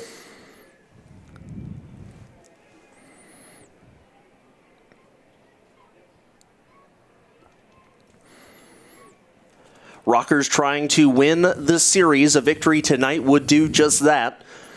And that's got to be your benchmark you're going forward. The Ducks are thumping the Bees today, but you got to think winning, 2 out of 3 would be your benchmark as Skelton walks here to lead off the inning. And the Rockers are absolutely primarily focused on getting to the playoffs by winning the second half. Right? That's what they want to do. And they are in a great position to do that. However, if it comes to the wild card, if you get into a position where you have to worry about the wild card, the team that's number one behind them right now that they need to be focused on the most is the York Revolution, and winning this series would do a lot to separate them. First pitch to Castillo, a called strike, and Giovanni made a great comment while we were in here. We were talking about the fact that the Ducks were up 11-1 on the Bees. Yeah, it was in between innings. Yeah, and he said that's great. He said that the way they look at it, the Ducks have already won. They've already clinched a spot in the playoffs. So if they can take some momentum away from the Bees, who are playing here in High Point next, that's a big thing. Because that one's fouled off, and the count is 0-2. And if you can win here tonight, still a lot of time left here in the top of the 7th, but 2 runs, and like you said, when you get into the bullpen, if you're a Rocker fan, even though there's a guy on at the time running at the plate, you do breathe a little bit easier when you have your bullpen in there. Isaacs deals the 0-2 up and in as Castillo bends out of the way of that one, and the count 1-2. If the Rockers are able to win, they win the series, and you put yourself in a position, to sweep tomorrow. And regardless, you keep your winning ways going, and you're ahead in the series. Isaacs deals the 1-2, swung on, and that's going to be blooped into center field. Back goes Schroeder. He's not going to be able to corral it. Picks it up with the bare hand, though. The throw to second to try to pick off the runner who went too far. That's Skelton. That gets away and goes back to Matt Jones. So it's a bloop single and a one-base advancement. Skelton took a wide turn around second, and Schroeder a heads-up throw to second to try to get him, but the throw got away. And so there are runners on first and second, still with nobody out.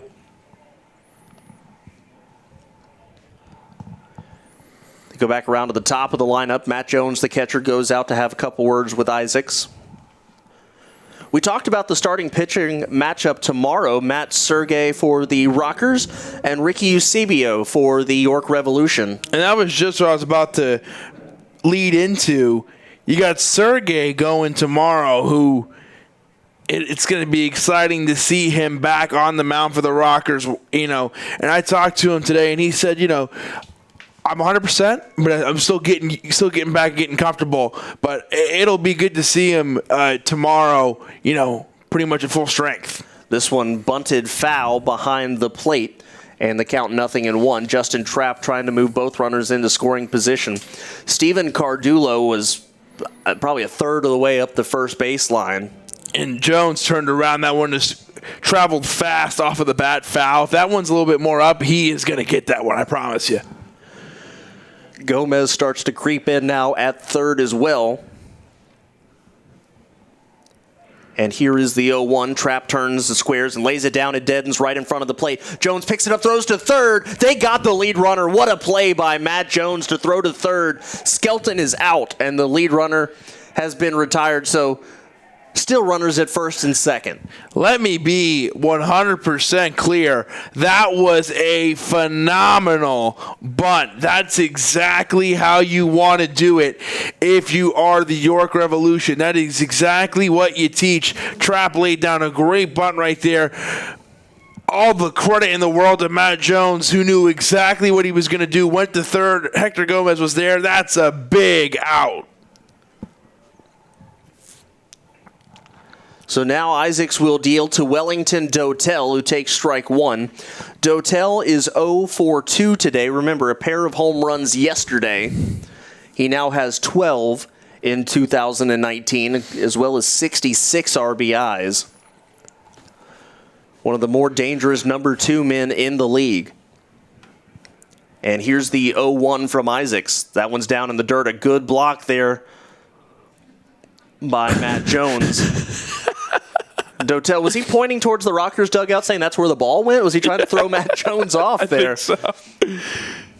Trying to point him in the exact opposite direction. The count 1-1 now. There's action in both bullpens as we're in the top of the 7th. Rockers with a 1-run or 2-run lead. And here's the pitch. That's lined into center field, slicing away from Mitchell. He's not going to be able to get it. He can't cut it off. The ball rolls to the wall. 1 run comes in to score. They're waving around Justin Trapp. He will score. Here comes Dotel to third. Stand-up triple. And 2 runs. And just like that, the York Revolution have tied this game at 3 in the 7th. That's how good this York Revolution team is. You can't, they are always ready to go and always ready to get involved, and they are never done. They do it again there. Kendrick, I want to flip back to that last play. This makes the Matt Jones play even bigger. Absolutely. And, if they don't get anybody out, that's all 3 runs coming in to score, potentially. That's a quick night for Isaacs. Yeah, Jamie Keefe heading out to the bullpen. As Isaacs struggling here, just 1 out in the inning. I think it is Brian Clark coming in to pitch for the Rockers. It is a lefty. It is Clark, who will come in relief of Dusty Isaacs, who faced 4 hitters, and all 4 of them reached base.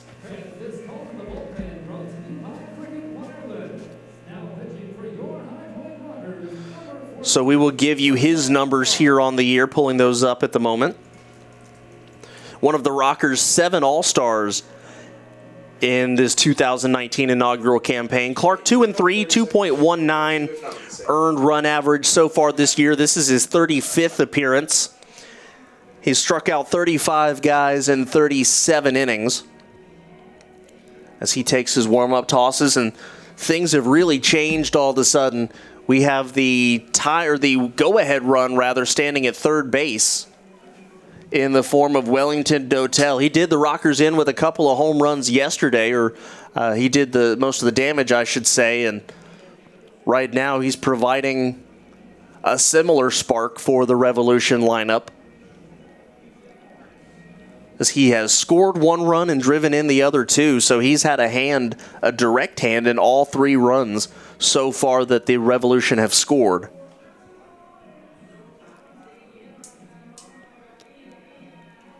As we see Brian Clark taking his warm-up pitches. While he's doing that, we'll take a look around the scores around the rest of the Atlantic League. Of course, everybody in action tonight. Skeeters lead the Barnstormers right now by a score of 3-2. We're almost back. In fact, they just took the lead in the top of the 8th inning on a dropped strike 3. Jason Martinson struck out and Rico Noel scored, so the Skeeters took a 3-2 lead in that one. Blue Crabs lead the Patriots by a score of 3-1, and the Long Island Ducks just beating up on the New Britain Bees. That one 11-3 in the top of the 7th inning. Started with a Vladimir Frias home run. Debinson Romero would later home run. Apostolo homered.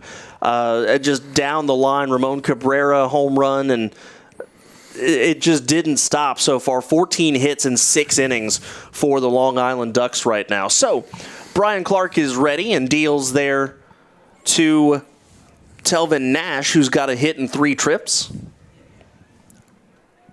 And misses in the count 1-0.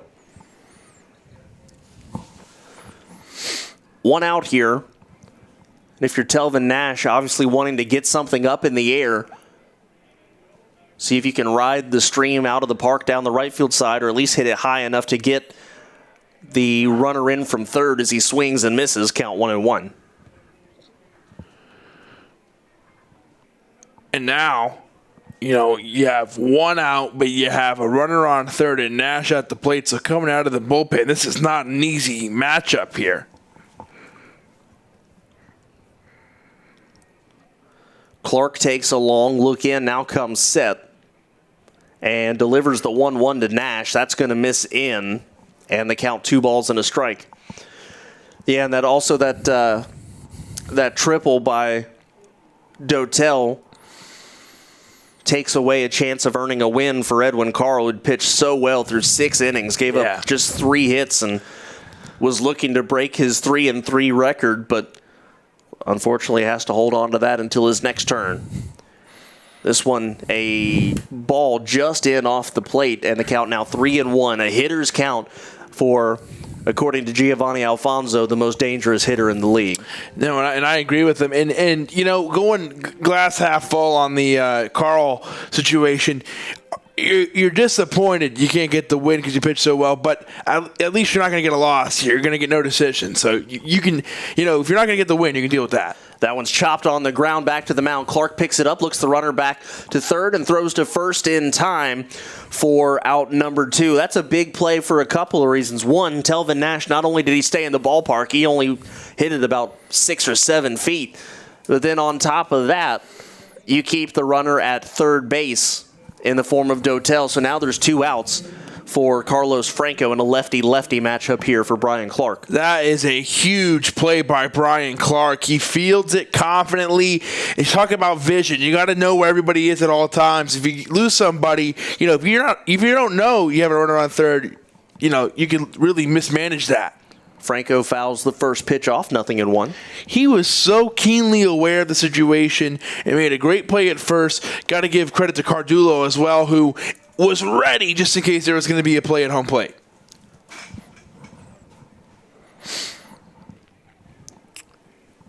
Clark comes set and deals the 0-1. That one just off the plate, and the count is 1-1 now. Taking a look at some of the upcoming promotions for the High Point Rockers. How about tomorrow? Looking forward to this one. Beach Bash tomorrow. First 1,000 fans getting a custom High Point Rockers mini beach ball. It's also Family Fun Day presented by the Bethany Medical Center, as that one's fouled off 1 and 2.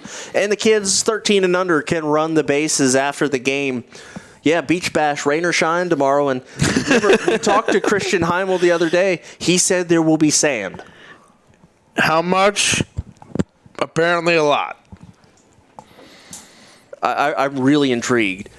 And also, Kevin, what I'm just starting to notice, look out there under the lights now as this one's hit high in the air to left field. Lattimore will make the catch for the final out of the inning. I'll just say this real quick before we step aside. It's still misty, but it's starting to look a little foggy out there, too, which makes visibility even worse. We'll talk about that some in the bottom of the 7th inning, but we're tied up now, 3-3. This is High Point Rockers baseball. Take me out to the ball game. Presented by McDonald's of High Point.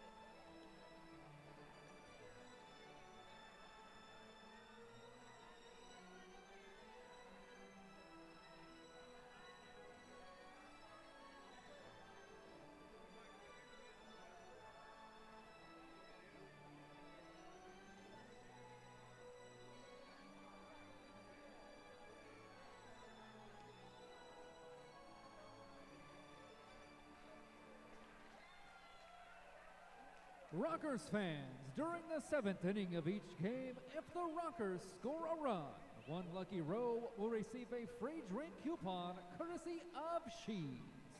If the Rockers hit a home run, all fans in our lucky row will receive a free meal coupon from She's. These sheets run and done. Bottom of the 7th inning, and this one all of a sudden tied up at 3 thanks to a 2-run triple by Wellington Dotel. Rockers going to try to strike back in the form of Hector Gomez, Quincy Lattimore, and Richie Schaefer. We'll go ahead and close the book on Atkins. I didn't do that earlier. 5 1/3 innings pitched, 7 hits, 3 runs, all earned, 3 walks, and 4 strikeouts. New pitcher for the Revolution is right-hander Josh Judy. We'll give you his numbers. a guy who pitched a little bit in the major leagues in 2011 as a member of the tribe, the Cleveland Indians. That one's fouled off there by Gomez. When Gomez fouled that into the net, so much water came off of the net. Did you see that? I didn't. Oh, next time one goes in the net, that shows you the amount of rain that's been coming down. Judy deals up and in, and I think that clipped Gomez, and it did. They're going to award him first base. Not sure where that hit him, but it obviously didn't hit him too hard. Looks like it might have hit him off the front shoulder. And he's going to head down to first base. So the leadoff man aboard, maybe not the way that Gomez would like to head down there, but you'll take a base runner. No, if you're the Rockers, any way possible to get a guy down there on base, you're going to take it all day long. Gomez was clipped right on the shoulder blade there and gets down there. Luckily, seems to be okay. And this is a great situation if you are the Rockers because you have Quincy Lattimore at the plate now, a guy who is very powerful, 61 RBIs, 19 home runs. And he showed bunt there and had to pull back. You want to talk about, throwing somebody off. Well, I know what else is throwing him off. They certainly can't be feeling too comfortable with the fact that Judy throws hard, but he's throwing in right now. He's 4-1 on the year, 2.48 earned run average with 7 saves for the York Revolution this year. So he's having a fantastic season. Here's the 1-0. Lattimore swings and fouls this one off, 1-1. And Keith brought it up with us today, and in that podcast interview, I keep referencing it. I haven't given away everything, I promise, so it's still worth listening. You guys are really going to enjoy it. But he said Gomez is a guy, the Rockers just have so many guys on the team that can do so many things well, and they set themselves up to do those things well. And one of those things he mentioned is how Gomez can steal second base, basically effortlessly. He does it really well. You might see that here. Here's the 1-1 to Lattimore.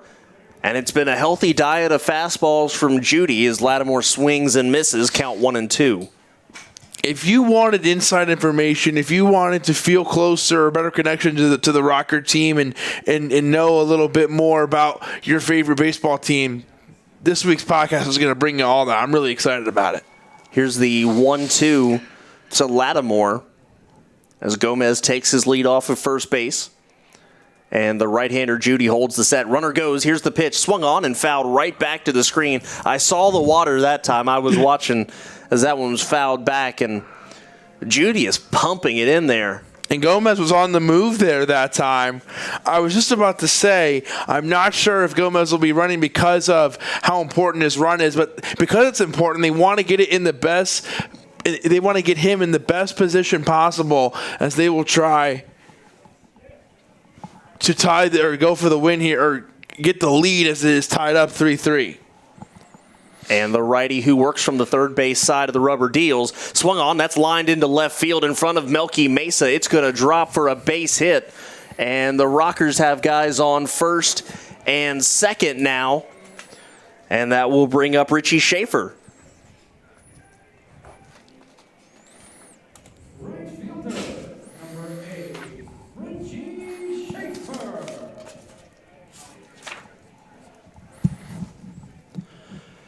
So now 2 on it, nobody out for the Rockers as they look to be in business to try to break open this tie.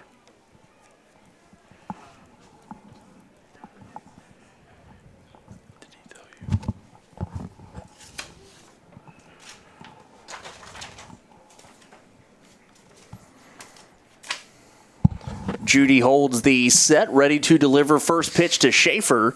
Swings, drives this one deep into left field. Will it be able to go through the conditions? Back goes Mesa. It's off the wall.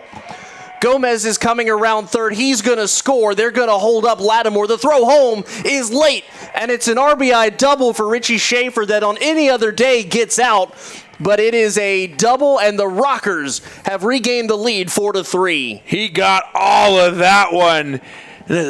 Still made a pretty good play on it in left field. Was Mesa. The stadium loved that one here. BB&T Point was really going up for that one.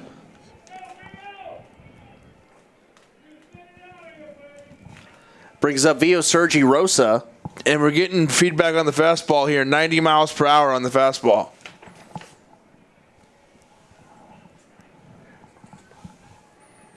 Schaefer takes his lead off of second, a pretty good lead as the infield comes in. Nobody's holding Schaefer. They're more concerned with Lattimore at third. Rosa swings and misses strike one. Schaefer felt like a guy who was due, didn't he, Kendrick? And that's a big-time hit. He got a big reaction here. That guy has a ton of power. That one was hit super hard. Mesa almost got it. And like you said, any other day, that's probably a home run. Oh, there's no probably about it. That is a home run. That pitch, a ball off the inner part of the plate, 1-1. I mean, look at it. It's still coming down and it's swirling. And I think that visibility is starting to become an issue here. I mean, obviously we talked about it was hard to see earlier, but I think there's maybe not fog necessarily, but there is some low-lying clouds here as that one is swung on, and it gets away from Skelton, and coming in to score standing is Lattimore on that wild pitch. I think they're going to score a wild pitch. It was down low. Rosa swings and misses, but he doesn't make contact. As the ball goes back to the screen, Lattimore on a full charge comes in to score, and it's now 5-3 Rockers. And that's a big-time break. Quincy Lattimore was full speed ahead all the way to home plate, and just like that, the Rockers lead by 2 runs. I think it was a wild pitch. Not sure if it glanced off of Skelton's glove. It happened too quick for me to see. Quincy was fired up about that one. The count 1-2, though, here. Still nobody out in the inning. Infield is still in. Swing and a miss, strike 3. Down goes Rosa for the first out of the inning. And that'll bring up Michael Russell, who's 1 for 3 with a double. And the Rockers have a man on third base, 1 out.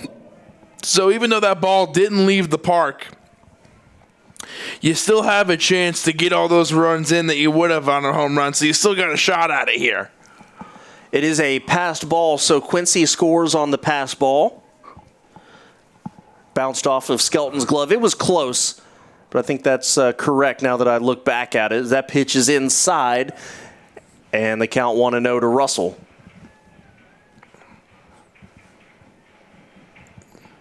Rockers have scored 2 to answer the 2 that the Revolution scored in the top of the inning, and they have a 5-3 lead. Here's the pitch. Russell, a big swing and a miss. Count 1-1.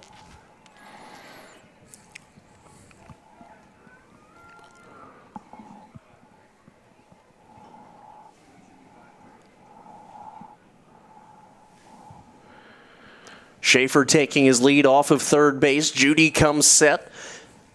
And here's the pitch to Russell. That's down. And the count is 2-1. So a hitter's count for Michael Russell, who, as we've documented thoroughly, has been one of the best hitters for the Rockers since the All-Star break. Not a guy who's going to wow you with power, but he's a guy who can find the gaps. He's a good doubles hitter. And a good double would go a long way here. Here's the pitch. He swings, hits this one on the ground, and it bounces off of Nina's glove into right field. Schaefer scores. Russell puts on the brakes after a hard turn at first. And the Rockers now lead 6-3 on a ball that bounced off of Nina's glove. He played it to the side, and it just skipped past him. They give Russell a base hit, and that'll be an RBI. Yeah, that's a hit all day. That's a tough play there for Nina, especially on a night like this.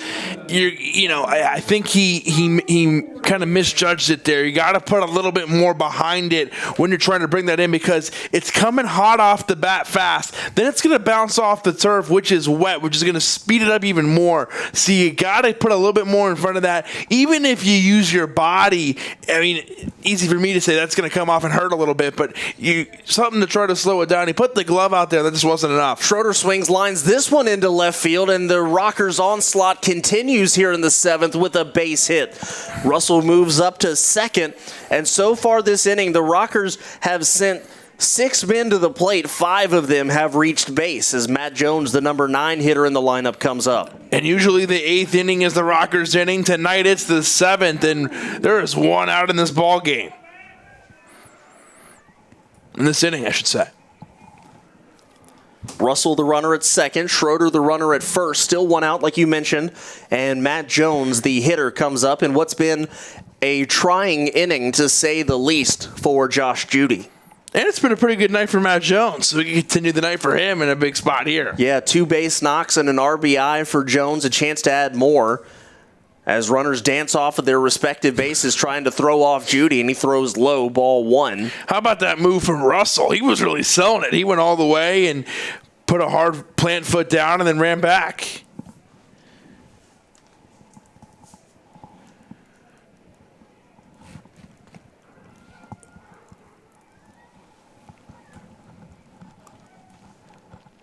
Judy is trying to clear some, I guess probably maybe dry off the bottom of his spikes there a little bit or something, just trying to help with grip any way you can. Yeah, you can slip a little bit on that turf there on the mound.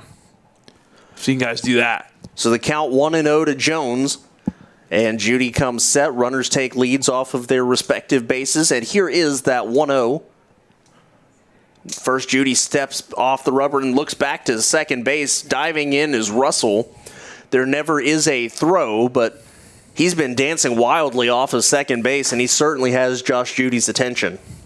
Yeah, Judy didn't want to take any chances there.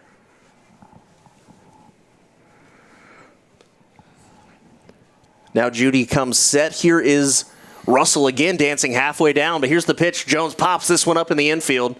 Castillo calling for it. He's called off now. It's going to be the second baseman, Nina, making the catch. That shows you how far the ball is being carried by the wind. The third baseman thought he had it, and it was the shortstop, or the second baseman, rather, who ends up making the play. It's out number 2. And the Rockers go back around to the top. Here's Steven Cardulo, who is 0 for 3 with a walk. Cardulo wearing number 7, as he does with custom jerseys. 65 on every other day. Maybe it's like Inception. Maybe his real number is 7. He just chooses to wear 65 on the other days. So runner on second is Russell. Runner on first is Schroeder, and the hitter is Cardulo, and the hard slider, a strike at the top of the zone, count 0-1.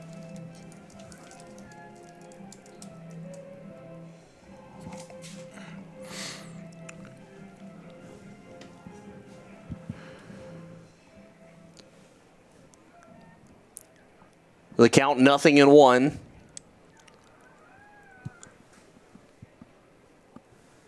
And Judy deals. Swung on, and Cardulo just gets a piece of it, fouls it off, and the count 0-2. Rockers have already pushed 3 runs across the plate here in the 7th inning. They're 1 strike away from being retired, though, so Cardulo going to have to protect the plate here. Any way you slice it, it's been a good inning, and you still have some dominant arms in the bullpen available. Not sure if we'll see Ryan Kelly tonight, though, after yesterday's high-leverage situation. But I think we certainly would feel comfortable with Trevor Frank or whoever they put in. But Frank would just be my logical guess. Not a bad guess. We saw him yesterday, didn't we? I can't remember. I don't think we did. But here is the 0-2. Oh, you're right. We did. Cardulo swings, hits this one high in the air to center field. Going back and making a nice running catch is the center fielder, Justin Trapp. Cardulo hit it hard, but again, in these conditions, that one settles in to Trapp's glove. So the Rockers send 8 men to the plate. They send 3 of them across the dish. We go to the top of the 8th inning. Rockers lead 6-3. Rocker fans, it's time for the 7th inning selfie brought to you by Circle K. We have a whole crew tonight with Braylon, Evan, Bain, Bryce, and Claire making their way down to the Circle K on deck. Circle to take their selfie with Michael Bowden.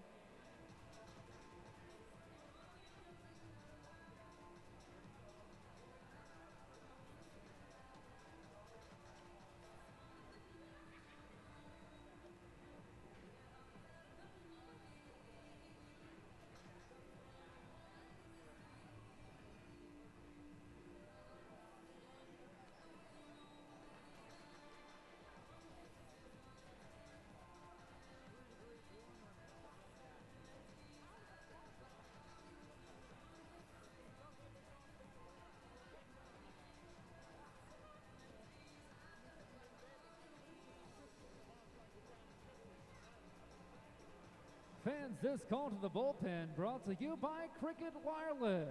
Now pitching for your High Point Rockers, number 21, Paul Clemens.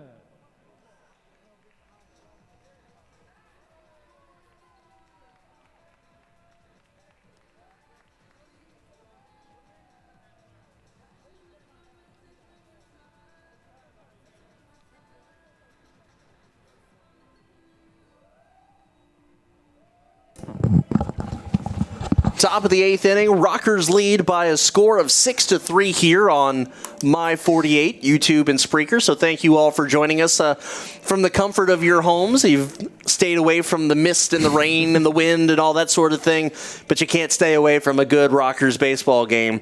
Kedrick Fruits, Kevin McMahon here with you. New pitcher for the Rockers, it's Paul Clemens. 2-2 on the year, 5.40 ERA, 17th appearance, 23 innings, 18 strikeouts for Clemens. Looking to bounce back after a rough last outing, at least last outing at home.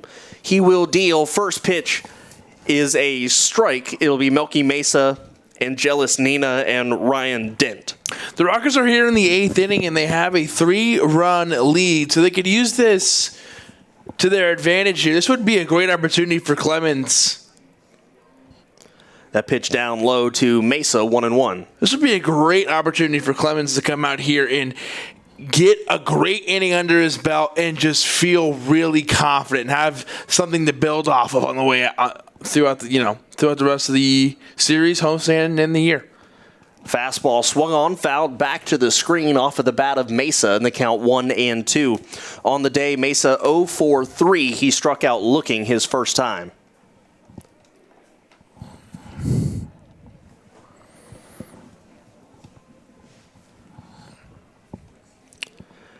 Clemens comes set and delivers the 1-2. Off-speed swing and a miss. Got Mesa way out in front of that one.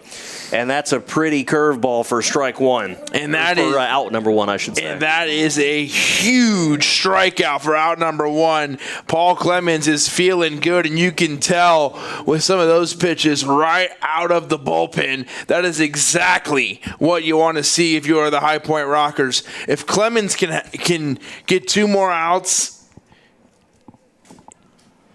First pitch swung on. That's lined into center field. Mitchell there to make the catch, out number 2. This is shaping up to be a really nice inning here for Paul Clemens and an outing that he'll look back on fondly. A nice strikeout there. Yeah, that one's hit hard by Nina, but it's hit to Mitchell, and he's able to handle it. And, you know, I wanted to say this with Giovanni here because I thought he would be able to help to comment on it, but I'll say it here now. You can't underestimate these balls that are hitting the air and you go, oh, routine. You know, not in these conditions today. So you got to give a lot of credit to Mitchell being able to make the catch. And Clemens is 1 out away from getting out of the inning. And here's the first pitch to Ryan Dent. That's in there for a strike. Dent on the evening is 1 for 2. Had a double. Here's the 0-1. That's a curveball trying to get him to chase. Does not do so. The count 1-1.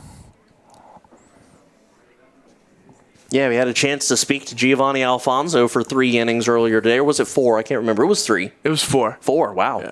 Time flies when you have fun. That one in there for a strike, count 1-2. Yeah. Had a great time with him, but hopefully that's the last time we get to do that with him because hopefully he's down on the field. We enjoy watching him on the field, and we hope he's on the field for a long time. But when he's done, if he wants it, I think he has a nice little career in broadcasting. He did a great job. That pitch stays away in the count 2-2. Yeah, might have to give up your seat, Kevin. Yeah, listen, for him, of course, he's great.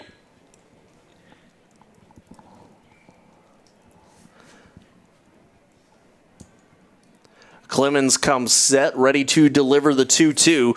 Swung on. It's an off-speed pitch that Dent just gets a piece of, and the count stays 2-2. Again, the Rockers home tomorrow, but then they have Monday off, but then they start another 3-game homestand against the Bees. Tuesday, August 27th, it's Taco Tuesday and Toucan Tuesday, so bring 2 cans of food and you get $2 off of a ticket. And here's the pitch. Strike 3 looking. Down goes Ryan Dick. Great inning. Absolutely. A 1-2-3 frame. We'll finish the promos in the bottom of the 8th inning. We go to that bottom of the 8th. The Rockers still lead 6-3. Rockers fans, in honor of the strength of breast cancer survivors, it's the Flex Cam.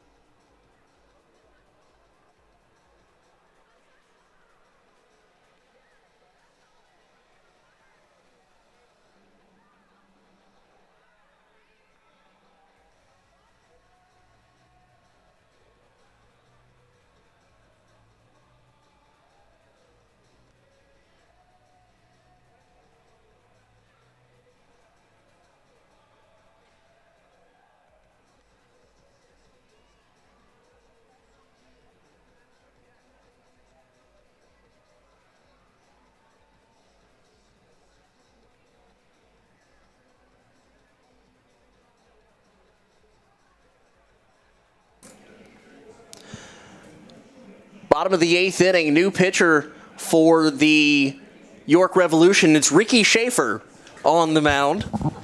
Facing the 2, 3, and 4s, Jared Mitchell, Hector Gomez, Quincy Lattimore, and if anybody reaches, then Richie Schaefer would be the next hitter up.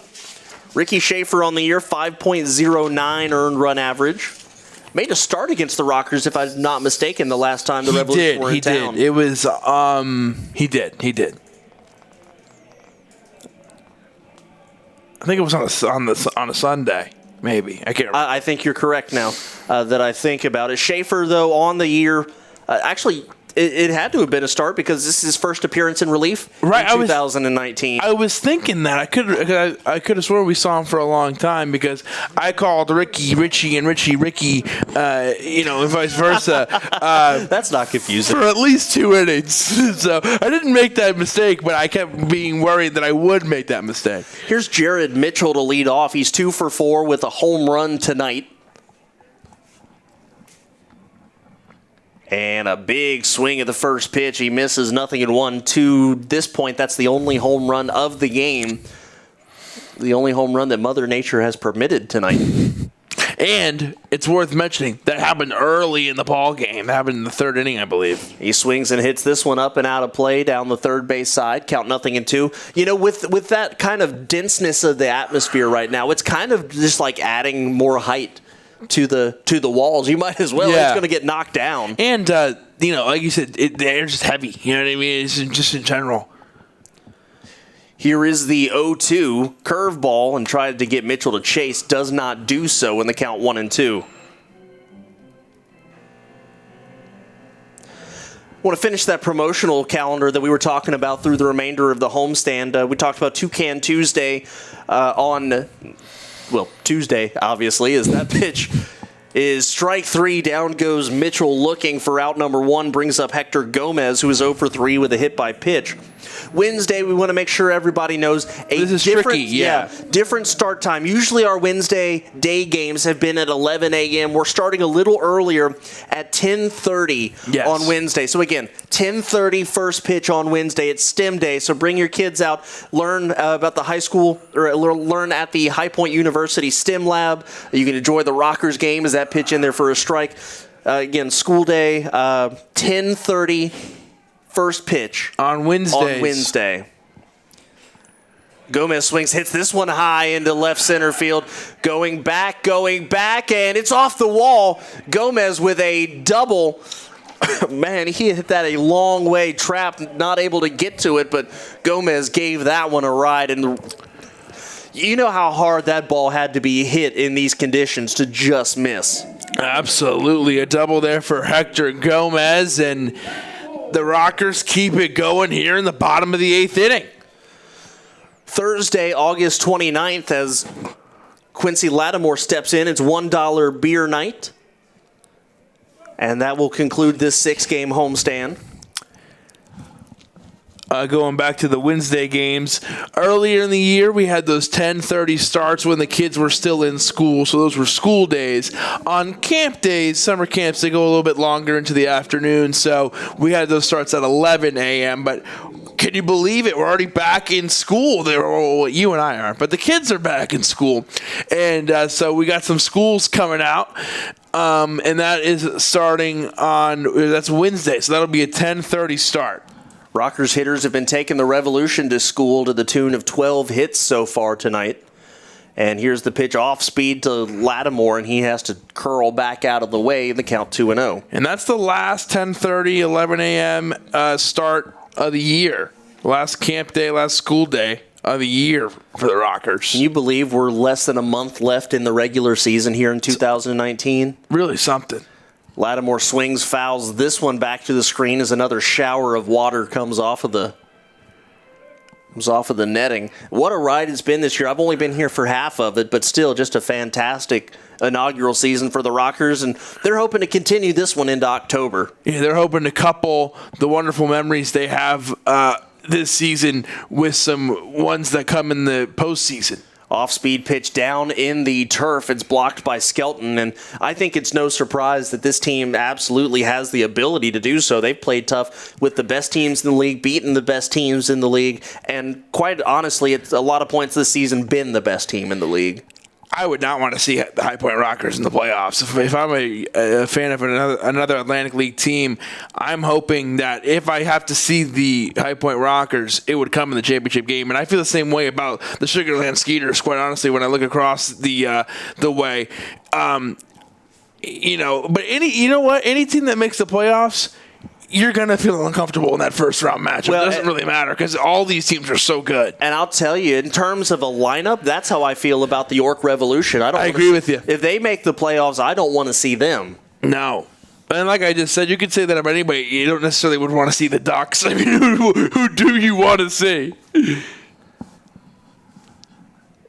So the 2-ball, 2-strike pitch to Lattimore. Runner on second base is Gomez. And that one's going to stay away, so the count goes full. Lattimore, really nice job this at-bat, working Ricky Schaefer around the zone.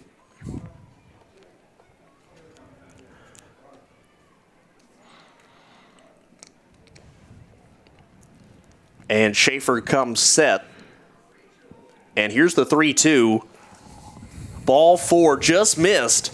And so the Rockers have runners on second and first, and it's Schaefer versus Schaefer. Ricky, the York pitcher, versus Richie, the High Point hitter. Richie so far today is 2 for 3 with an RBI.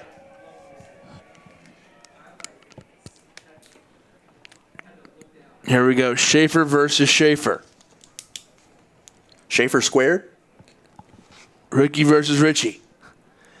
Here's the first pitch, and that one is swung on and fouled back.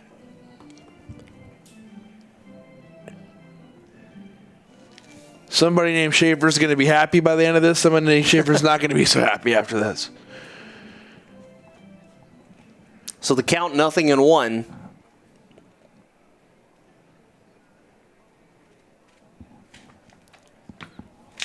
And that one just going to miss down, and the count now 1-1. We're in the bottom of the 8th inning. We've just hit 3 hours, not quite 3 hours, of gameplay. Remember, we didn't start right at 6:30, probably closer to, let's say, 6:35. Yeah. So we're almost to the 3-hour window here.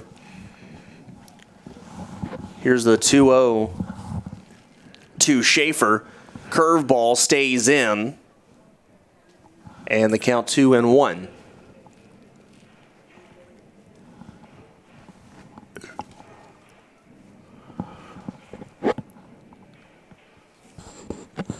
Must be 2-1. Now the scoreboard went from 2-0 to 2-1.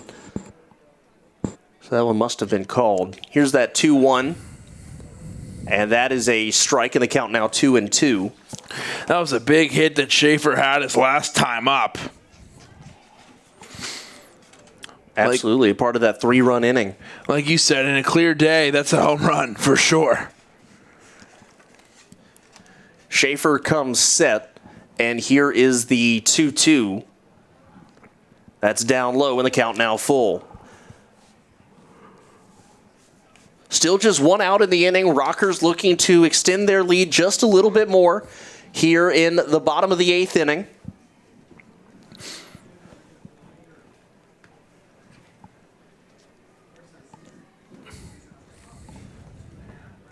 And here is the 3-2. Swing and a miss, strike 3. So Schaefer gets the best of Schaefer, but Schaefer's team still leads. And if you're confused, good, I tried. If you're confused, so are we.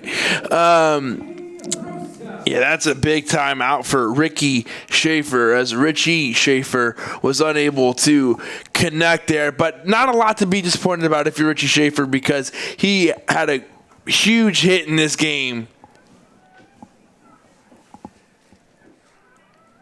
that helped give the Rockers the lead. Sergio Rosa swings and chops this one on the ground to third. Castillo's throw is in time. The throw pulled Castillo off of the bag, but they're going to say he got there before Sergio Rosa got there. So a little bit of a crazy ending to the inning, but the Rockers will go to the top of the 9th, 3 outs away from a series victory.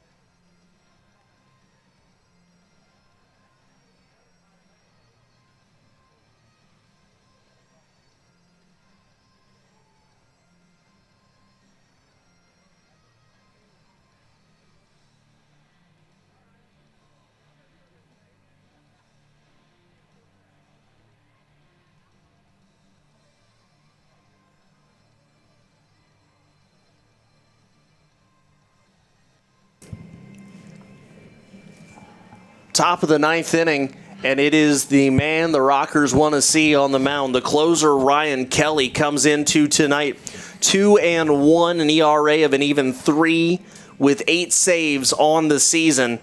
Again, he's kind of come in and inherited that closer role, and he's been absolutely fantastic for High Point since inheriting that role. Rockers lead by a score of 6-3 here in the 9th. Check that. Kelly has 9 saves, so this will be number 10 if he is able to get it here tonight. It'll be James Skelton leading off for the Revolution, then Henry Castillo, and then back around to the top of the lineup with Justin Trapp. Just, if you could clarify, so when we're done, can we just sign Skelton today has struck out, has walked twice, so he's 0 for 1 officially.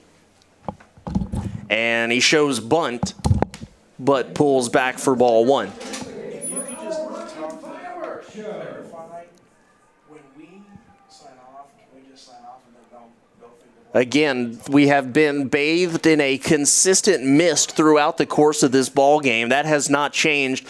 The intensity of it has changed every now and then, but for the most part, the fact that it has been coming down at some strength through the course of the evening has been a constant through the course of the day. Can you say that again? I missed it.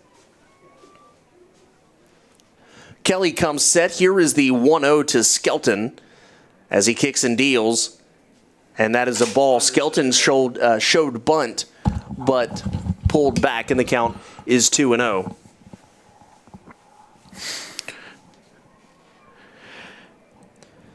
So Kelly looking for save number 10 this year. Had a big one last night. And here's the 2-0. Taking all the way is Skelton. That's in there for a strike. If you're the Revolution, base runners is what you need right now. So you will take one any way you can get it. And here's the 2-1. Did he go around? They're going to look down to the third base umpire. Did he go? He did not. So the count now 3-1 to Skelton.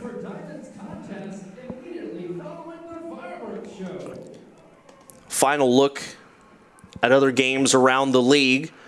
The Skeeters defeat the Barnstormers by a score of 4-3. That's the only game that's gone final so far. Blue Crabs lead the Patriots 5-1, and the Ducks have a 15-3 lead on the Bees at the end of that ball game, as that one's in there for a strike, and the count is full. That game, the Ducks and the Bees, is in the bottom of the eighth right now. 19 hits for the Long Island Ducks. If you're Long Island, if you're a Ducks fan, I'd say you can feel pretty good about that one. Yeah, I think so. Here's the 3-2 to Skelton. That's fouled off. If I remember correctly, the Ducks had a hit parade against the Rockers last weekend. I think it was the final game of that series. And that's just the kind of team they are. It feels like once a week or so they're going to have a night where they just explode. They have an offense that's certainly built for that. Ryan Kelly looking for this first out here. This is a big at-bat. Skelton really getting deep in this at-bat. A big battle here. This can set the tone for the inning. That one's up and in, ball 4.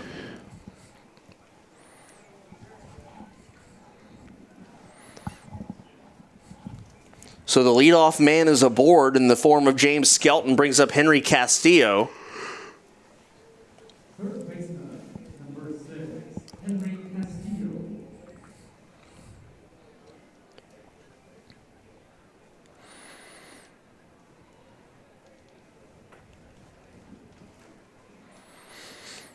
Castillo reached base his last time up, singled and scored. He's 1 for 3. And here is the first pitch from Kelly, a strike at the top of the zone. A reminder, we will be back here tomorrow, 2 o'clock start time, as the Rockers and Revolution conclude their 3-game set. I don't know why I want to keep adding Let's say you to keep it. trying to give him an extra game here. This one's hit on the ground, could be 2. Schroeder's only play is going to be to first. He looked over at second, but saw he didn't have a chance on Skelton, so he goes for the shore out at first base. 1 away, runner on second, and the Revolution go back around to the top of the lineup. And Kendrick, how impressive is Miles Schroeder? He's not a guy who is every day at second base, but Kendrick, if you didn't know anybody, you'd think he was. What a great play. He checks to second. Okay, I don't have it. I'm going to go to first. He can do it all. He's done a great job, and it's something Giovanni Alfonso talked to us about earlier, just saying, there are guys here that you can plug in anywhere and they can get the job done. And we've seen him play a lot of different positions. We've seen Schroeder, Cardullo play lots of different positions, and they welcome the challenge. They welcome that ability to be diverse in their abilities. As that pitch in there for a strike to Justin Trapp, and I think that's what the coaching staff was looking for too when they put this team together, was who can do lots of different things for me. Here is the 0-1 to Trapp. He's reaching for that one. Just gets a piece, fouls it off. Count 0-2. Rockers lead by 3, so they're not terribly worried about the runner at second base right now with 1 out in the 9th. If you're the Revolution, that helps you, but you need 3, but it's not a bad idea to think about it 1 at a time as well. Kelly thinking about 1 out at a time here. That one is a called strike 3, so the Rockers 1 out away from winning the series and holding on to that first place by half a game over the Ducks. It'll bring up Wellington Dotel, who's got an RBI triple today, 2 home runs yesterday. Not a sure thing here in terms of retiring Dotel. This would be 2 huge saves in a row.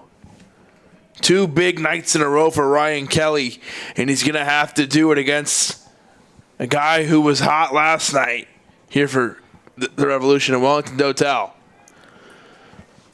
Kelly deals off speed, pitch hit weakly on the ground to third. Gomez picks it up, but they're going to say foul ball. I think they said that it's going to...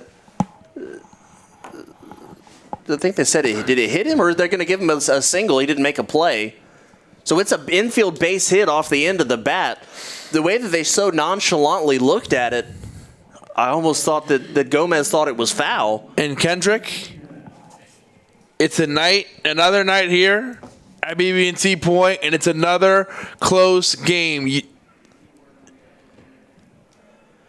The York Revolution are here, and here's Telvin Nash. He represents the tying run here for the Revolution.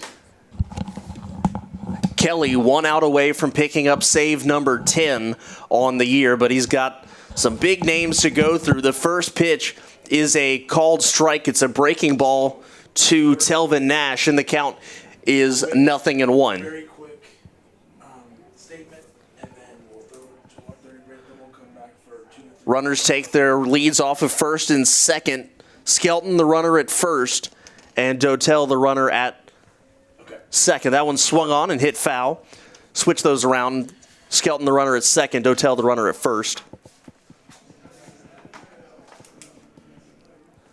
So the count now 0-2. Kelly 1 out away. Remember, a home run here, first off, has to get through the elements, but second, that would tie the game at 6. So this is a high leverage moment here for Ryan Kelly,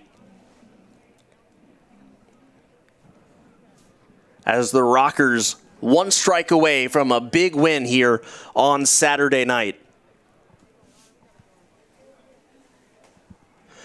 That pitch swung on and fouled off the bat of Nash, and the count still 0-2.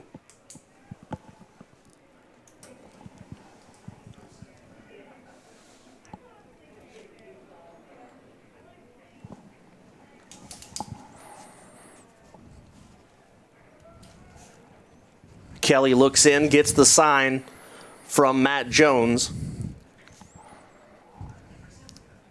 as the dangerous Telvin Nash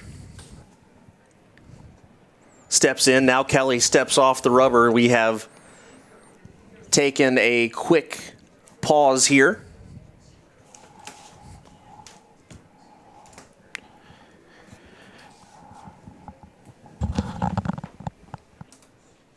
Sounds good. Now Kelly comes set, ready to deliver the 0-2. Here's the pitch. He tries to get Nash to chase. He does not do so. So it's 1 ball and 2 strikes now to Telvin Nash. I understand the plan. Thank you. Carlos Franco waits on deck if this game continues any further. Now, the runner on second, the runner on first, they're okay if they score. Rockers would still have the lead. The guy they're worried about is the hitter at the plate, Telvin Nash. Another big moment here. Ryan Kelly 1 strike away from ending it. This would be another huge save. Kelly comes set. Time is called again. This at-bat has dragged on. It reminds me of the last 2 minutes of a basketball game. The longest 2 minutes of your life sometimes. But Kelly wants to make sure, he's picking the right pitches here. He doesn't want to rush it. He has to be careful. He's got his pitch. He comes set. Here is the 1-2 to Nash. Swing and a miss, strike 3. And the Rockers have done it here again. Kelly emphatically untucks the jersey. Save number 10. The Rockers win the series. Again, still a game tomorrow, but a huge win. You take the series and you stay a half game ahead of the Long Island Ducks. 6-3 here today. The Rockers get it done in strong fashion, braving the elements, braving the revolution. What a game. This is a statement win for the High Point Rockers. In the wind, the rain, the cold.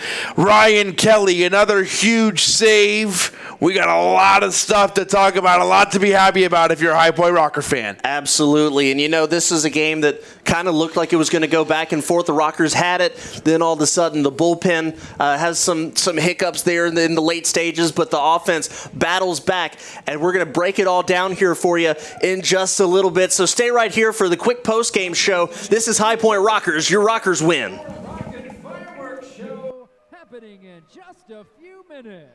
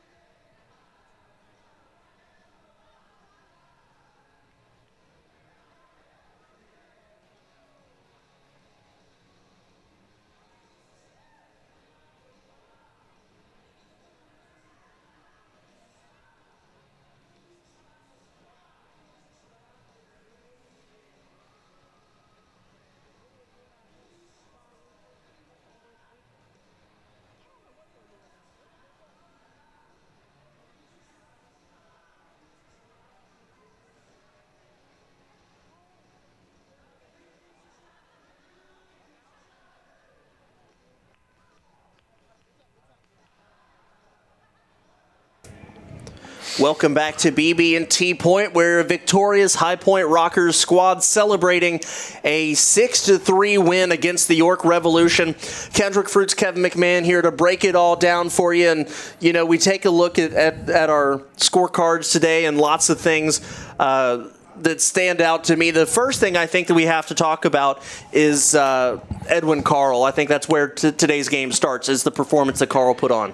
Let's start there. What a great night for Edwin Carl. We talked about it when he came out of the game. Your heart kind of breaks for him that he couldn't get the win of the way he pitched. When you look at the way the conditions are tonight, even if you give up 2 or 3, if one guy gave up 2 or 3 runs, it wouldn't be the end of the world. Because say, the conditions, still a great night. He only gave up 1 run. He had a great night. He just looked tremendous the entire time, and you got to give him a ton of credit. A really good job, and he didn't win, but like I said, you're glad it's a no decision for him because he pitched good enough and he deserves the win. But I'm really happy for the Rockers, and a great win for them. I want to give credit to Paul Clemens. That was a huge bounce back outing. That's a really good outing for Paul Clemens. 2 strikeouts, a quick inning. He can look back on that fondly. That is really beneficial for him. Absolutely. And you look at the Rockers offense today, too. Jared Mitchell hits a home run. Schaefer with a couple of RBIs. And, you get production top to bottom tonight from the lineup. Matt Jones had an RBI from the 9 spot. Russell had an RBI hit. And again, you talk about the team working through the elements, and they're just able to get stuff done offensively. And they were able to come through with their backs against the wall, through the adversity, through the mist, and pick up those 6 runs, which turned out to be a fantastic job. I'm mesmerized by what's going on out there on the field. Give me the last part of it again. Sorry. I was just talking about how the offense performed 1 through 9. No, absolutely. And a guy who played a big role, Richie Schaefer. Richie Schaefer came in a big spot. Like you said, on a normal night, usually that's probably a home run. But you got to give credit to the Rockers in that in that seventh inning. They were able to score all 3 runs. They were able to make the most of it. And you got to give credit to Hector Gomez for coming in on that. And I want to give credit to Quincy Lattimore. That ball rolls behind the plate. He comes down, and then Miles Schroeder gets Schaefer in. A big night for the Rockers. Great save for Ryan Kelly. A lot to be excited about for the Rockers. They win the series with a chance to sweep tomorrow. Does that include your final thoughts, or do you have more to add for that?